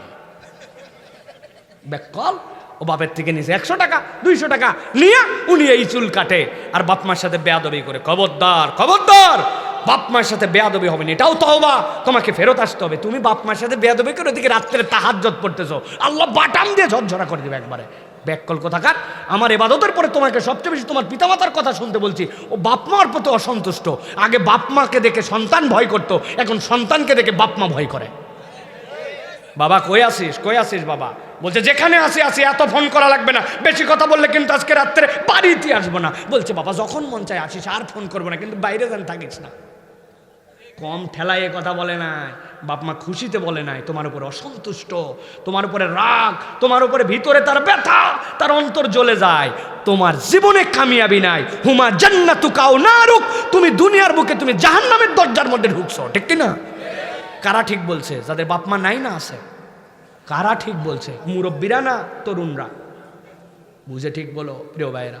আল্লাহ বলছেন ইল্লা মান তাবা ওয়া আমানা। আল্লাহ ভুল করে ফেলছে। আল্লাহ আজকের থেকে বুঝছি কিসের তুমি শিক্ষিত? কোনো শিক্ষিত মেক্ষিতর গান নাই। আল্লাহ কোরআনে বলছেন তোমার বাপ যদি ইহুদি হয়, নাসারা হয়, খ্রিস্টান হয়, বৌদ্ধ হয়, চামার হয়, চারাল হয়, আল্লাহদ্রোহী হয়, নবী মুহাম্মদ সাল্লাল্লাহু আলাইহি ওয়াসাল্লামের শত্রু হয়, ইট ডাজন্ট ম্যাটার। সে যদি আল্লাহদ্রোহিতার কথা বলে মানবি না, কিন্তু আল্লাহ বলছেন তার সাথে সুন্দর আচরণ করো, আমি আল্লাহ ফরজ করে দিলাম। সুবহানাল্লাহ বলবেন না? This is beauty of Islam. আল্লাহর সাথে শত্রুতা আল্লাহ বুঝবে, নবীর সাথে শত্রুতা নবী বুঝবে, কিন্তু তোর বাপ তোর মা যদি শিরিক করতে বলবি মানবি না, কিন্তু তার সাথে আল্লাহ বলছেন দুনিয়াতে সৎ আচরণ করে ভদ্রভাবে জীবনযাপন করো। সুবহানাল্লাহ বলেন। আপনি কি তওবা করতেছেন? তওবা মানে কি আস্তাগফিরুল্লাহ বিমিন আস্তাগফিরুল্লাহ, এর নাম তওবা? এর নাম তওবা না। খারাপ যেগুলা গুণ আছে, যেগুলা বদভ্যাস আছে, ওইখান থেকে ফেরত আসছে আল্লাহ, এর নাম তওবা। ওটা তো একটা জিকির, ওই তওবা তো জিকির, ইস্তেগফার তো একটা জিকির আপনার জন্য প্রিয় ভাই। আল্লাহ বলছেন 7 নম্বরের পরে হযরত আলী রাদিয়াল্লাহু তাআলা আমল থেকে বোঝা যায় ওই বান্দার একটা গুনাহগুণ থাকবে। সংক্ষেপ করে দিচ্ছি, রাত গভীর হয়ে গেছে। ওয়ামান তাবা ওয়া আমিলা সালিহান ফাইন্নাহু ইয়াতুবু ইলাল্লাহি মাতাবা। আল্লাহ বলছেন ওই বান্দা কেবল তওবাই করে না, তওবার সাথে নেক কাজ করে। নেক কাজের প্রমাণ কি? হযরত আলী থেকে প্রমাণ আছে। হযরত আলী রাদিয়াল্লাহু তাআলা যদি কোনো ভুল হয়ে যেত, তওবা করলে সাদাকা করতেন। আমি বলছি মিথ্যা বলবো না, আজকে ওয়াদা করলাম মিথ্যা বলবো না। হঠাৎ করে মিথ্যা বলে ফেলছে, কান ধরছে আল্লাহ রে, মিথ্যা তো বলে ফেললাম, আস্তাগফিরুল্লাহ, তোমার কাছে ক্ষমা চাই, তবে এমনি ক্ষমা চাই না। আগামীতে যদি মিথ্যা বলি আল্লাহ 500 টাকা সাদাকা করব, 2 রাকাত নফল নামাজ পড়বো, 1টা রোজা রাখবো।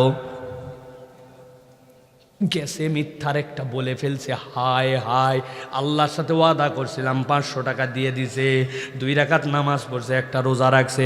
শয়তান পরের দিন বলবে বাবা তোর মিথ্যা কথা বলার দরকার নাই, তুই মিথ্যা বললে শয়তানের প্রজেক্ট ডবল লস।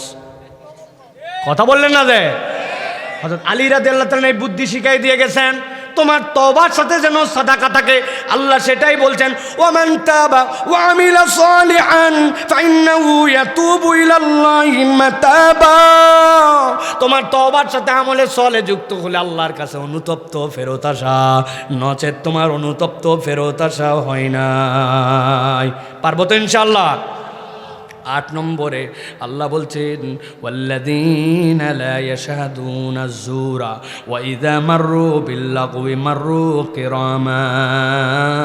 ওই বান্দারা কখনো মিথ্যা সাক্ষ্য দেয় না। মিথ্যা সাক্ষী দেই নাকি আমরা প্রিয় ভাইরা? খবরদার, খবরদার, কখনো কোনো বিষয়ে মিথ্যা সাক্ষী দেওয়া যাবে। আপনি দেখছিলেন ভাই আমার জমিটার আল কাটলো এরকম করে, আপনি তখন দেখছেন না ভাই না, আমি 2 দিন ধরে এই পাথারেই আসি না, ডাহা মিথ্যা কথা বলে দিছে, ঠিক কিনা? এরকম লাগছে কিনা? মিথ্যা সাক্ষী দেওয়া, খবরদার, কোনো ক্ষেত্রে মিথ্যা সাক্ষী দেওয়া যাবে না। আল্লাহ বলতেছেন এইটা হচ্ছে বিরাট বড় অপরাধ। মিথ্যা সাক্ষী দেওয়া বিরাট বড় অপরাধ। দুনিয়াতে আপনি খালি একবার কল্পনা করেন, সাক্ষী ছাড়া কোনো কেস হয় না, ঠিক না ভাই? লোক যদি মিথ্যা সাক্ষী বন্ধ করে দেয়, উকিলদের পেটে ভাত শেষ। বিচার আসার কোথায়? মিথ্যা সাক্ষী আমি দেই না, সত্য সাক্ষী দিয়ে দিচ্ছে একজন, বিচার আসার কোথায়? বিচারই তো আর হবে না, আপনার তো কোটি চলা কঠিন হয়ে যাবে আপনার জন্য প্রিয় ভাইয়েরা। এই জন্য আমাদেরকে মিথ্যা সাক্ষী, এটা ইবাদুর রহমানের গুণাগুণ হবে না। ছোট থেকে বড় ভালো করে এটা রপ্ত করে নেন। 9 নম্বরে আল্লাহ বলছেন, ওয়াল্লাযীনা ইযা যুক্কিরু বিআয়াতি রাব্বিহিম লাম ইয়াখিরু আলাইহা সুম্মান ওয়া উমিয়ানা। বড় সাংঘাতিক পয়েন্ট, আজকের মাহফিল ইনক্লুড এটার মধ্যে আছে। আল্লাহ বলছেন যখন তার কাছে আল্লাহর আয়াত তেলাওয়াত করা হয়, কোরআনের আলোচনার সামনে আসে, আল্লাহর হুকুম যখন তার সামনে উপস্থাপন করা হয়, ওই ব্যক্তি বোবার মতো আচরণ করবে না। শুনেও শুনলাম না, বুঝেও বুঝলাম না, এইটা খালি তার আচরণ হয়, ইবাদুর রহমান হতে পারে না। এইটার লম্বা একটা ব্যাখ্যা আছে, শুধু এক বাক্যে বলি, আল্লাহর আয়াত মানে এইটা না, আলহামদুলিল্লাহি রাব্বিল আলামিন আর রহমানির রহিম মালিকি ইয়াউমিদ্দিন। আমি পড়তেছি আর আপনি বলেন না শুনলাম না, এটা কেবল আল্লাহর আয়াত শোনা নয়। আল্লাহ বলছে সুদ তোর জন্য হারাম, মিথ্যা কথা বলতে পারবি না, গীবত করতে পারবি না, আল্লাহর দেওয়া বিধান দিয়ে জমিনে চলা লাগবে। চোর যদি চুরি করে তার জন্য হাত কাটা লাগবে, ডাকাতি করলে বিল আক্স, ডান হাত কাটা যাবে, বাম পা কাটা যাবে। এইগুলো আল্লাহর বিধান, এইটার বাস্তবায়নের পক্ষে তার কোনো অনুভূতি নাই, এইটার মানার ক্ষেত্রে অনুভূতি নাই। কই নামাজ রোজার ইসলাম ওইটুকুই যথেষ্ট, এইগুলা বললে রাজনীতি হয়ে যায়। আছে রে নাই? ব্যাখ্যা অনেক দীর্ঘ বলছে, এই জন্য বললাম না আজকে, খালি ঠান্ডা মাথায় বুঝে রাখেন। আল্লাহ বলছেন, ওয়াল্লাযীনা ইযা যুক্কিরু বিআয়াতি রাব্বিহিম, আল্লাহর আয়াত যখন তাদের কাছে বলা হয়, ওগুলা আমলে নেয় না। আল্লাহ বলছেন সুম্মা ওয়া উমিয়ানা, মনে হচ্ছে যেন বোবা, মনে হচ্ছে যেন শোনে না, এরকম ভাবভঙ্গি করে ঘোরে। এরকম কতগুলা মুসলমান নামধারী আছে না নাই? আওয়াজ দিয়ে বলেন, আছে না নাই? উনি মেনে নিতে পারে না, এটা শরীয়তের আইন তার কাছে ভালো লাগে না। হ্যাঁ, খেলাফতের কথা বললে তার কাছে উগ্রতা লাগে, আছে না? আবার মুসলমানদের গোরস্থানে দাপন হওয়ার জন্য আলা মিল্লাতে রসুল বলে আসার জন্য রেডি। আল্লাহ বলছেন আসো, খেলা তো একজন করতে করতে চলে গেল, খেলা আসলটা হবে। প্রিয় ভাইয়েরা, সর্বশেষ যে পয়েন্ট আল্লাহ রাব্বুল আলামিন বলছে, ওই বান্দা যারা রহমানের গোলাম তাদের পরিচয় হবে ওয়াল্লাযীনা ইয়াকুলুনা রাব্বানা হাব লানা মিন আজওয়াজিনা ওয়া যুররিয়াতিনা কুররাতা আ'য়ুনিন ওয়াজআলনা লিল মুত্তাকিনা ইমামা। আল্লাহুম্মা আমিন বলেন, আওয়াজ করে বলতে হবে আল্লাহুম্মা আমিন। তাদের একটা গুণাগুণ, সুবহানাল্লাহ, কি গুণাগুণ!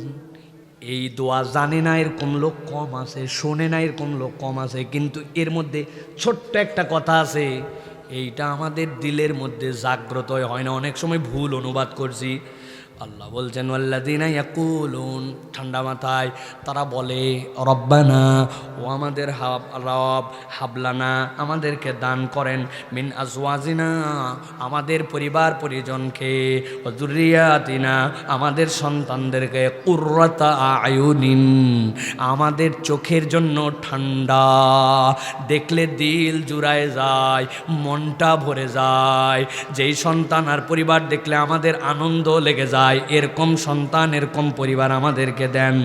ওয়াজআলনা লিল মুত্তাকিনা ইমামা, আর আল্লাহ আমার ওই সন্তানদেরকে আপনি মুত্তাকিদের ইমাম বানায়া দেন। সুবহানাল্লাহ বলবেন না? আমরা উল্টা অনুবাদ করছি, আল্লাহ মুত্তাকিদেরকে আমার ইমাম বানান। আল্লাহ বলছেন তুমি তোমার সন্তানের জন্য দোয়া করো, আল্লাহ আমার সন্তান নেতা হবে, ইমানদার নেতা হবে, আল্লাহ আমার সন্তানকে আপনি নেতা বানান, মুত্তাকিদের নেতা বানান। আল্লাহ এরকম একটা সন্তান আমাদেরকে দিছিলেন, হাদি দিছিলেন না? আহারে, অল্প দিনের মধ্যে, 1-1.5 বছরের মধ্যে এই আল্লাহর গোলাম এমনভাবে কিছু কথাবার্তা উপস্থাপন করেছে, আল্লাহকে উপরে রাখতো, রাসূলকে উপরে রাখতো, যুক্তি তর্ক দিয়ে ইসলামকে সামনে রাখতো। ওই কালোদের, বামদের, রামদের, খবিশদের, ইসলাম বিদ্বেষীদের, বাংলাদেশকে যারা ভারতের করদ রাজ্য বানাতে চায়, ওই আধিপত্যবাদের বিরুদ্ধে তার গর্জে ওঠাকে তারা সহ্য করতে পারে নাই, ঠিক কিনা? কিভাবে হয়েছিল? ইসলামকে নিজে ধারণ করছে। এই বান্দাটা ইবাদুর রহমানের একটা গুণাগুণওয়ালা ছিল, সুবহানাল্লাহ। ফজরের নামাজ কাজা করতো না, আহা, জামাত ছাড়া নামাজ পড়তো না, কোরআন তেলাওয়াত করতো, হাফেজে কোরআন ছিল, টাকনুর উপরে কাপড় পরতো, যা কথা বলতো, বহুত মানুষের পিছনে রং টক, ভুল স্ট্যাটাস বাইর করে মানুষকে কালার করছে, কিন্তু আল্লাহর এই বান্দারকে কালার করতে পারে নাই, ঠিক কিনা? আগামীর প্রজন্ম আল্লাহর কাছে দোয়া করেন, ওয়াজআলনা লিল মুত্তাকিনা ইমামা, আল্লাহ আমাদের সন্তানদেরকেও মুত্তাকিদের ইমাম বানাও, আল্লাহ আমাদের সন্তানদেরকে হাদি বানাও, বলেন আল্লাহুম্মা আমিন। এক প্রজন্ম হাদি রেখে দেন নাম, যাদের বাচ্চারা আকিকা হয় নাই নতুন করে নাম রাখেন হাদি। আপনার সন্তানকে আমরা এই হাদিকে ভুলতে দিব না ইনশাআল্লাহ। আমরা ভুলে গেলেও আল্লাহ তাকে ভুলতে দিবেন না। আমরা বুঝছি রব্বুল আলামিন তার কবুলিয়াতটা এই বান্দার মধ্যে দিয়েছেন, ঠিক কিনা? আহা, হাজার হাজার মানুষ তার জানা যায়, হাজার হাজার আলেম তার জন্য কাঁদে। কয়জনের কপাল হয় এটা 32 পার করে? আমারও তো উপরন্তু আরো 8 বছর হয়ে গেল, আমি তো এই জিন্দেগি গঠন করতে পারলাম না। আল্লাহ রাব্বুল আলামিন যেন আমার ভাইকে কবুল করেন, আমাদেরকে এরকম অনুপ্রেরণা নিয়ে চলার মতো তৌফিক দান করেন। আল্লাহ বলছেন এই 10 গুণ যার মধ্যে আছে, আমি আল্লাহ তাদের জন্য একটা ছোট্ট ঘোষণা দিয়ে দিলাম, উলাইকা ইউজজাউনাল গুরফাতা বিমা সাবারু ويلقون فيها تحية وسلاما خالدين فيها حسنت مستقرا ومقاما।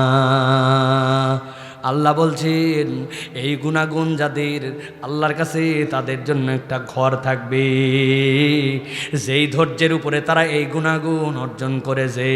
আল্লাহ বলছেন হাসুনাত মুস্তাকাররাম ওয়া মুকামা, আমি আল্লাহ এমন সুসজ্জিত, এমন সুন্দর একটা ঘর রাখবো যেখানে সে তার রব আল্লাহর সাথে দিদার করতে পারবে।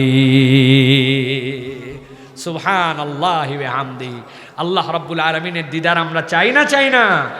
চাই। তাহলে প্রিয় ভাইয়েরা, এটা মুখের কথাই হবে না, এটার জন্য আপনার কার্যকর উদ্যোগ নিতে হবে, কার্যকরভাবে আপনাকে এই পথে যেতে হবে। আল্লাহ রাব্বুল আলামিন যেন আমাদেরকে কবুল করেন।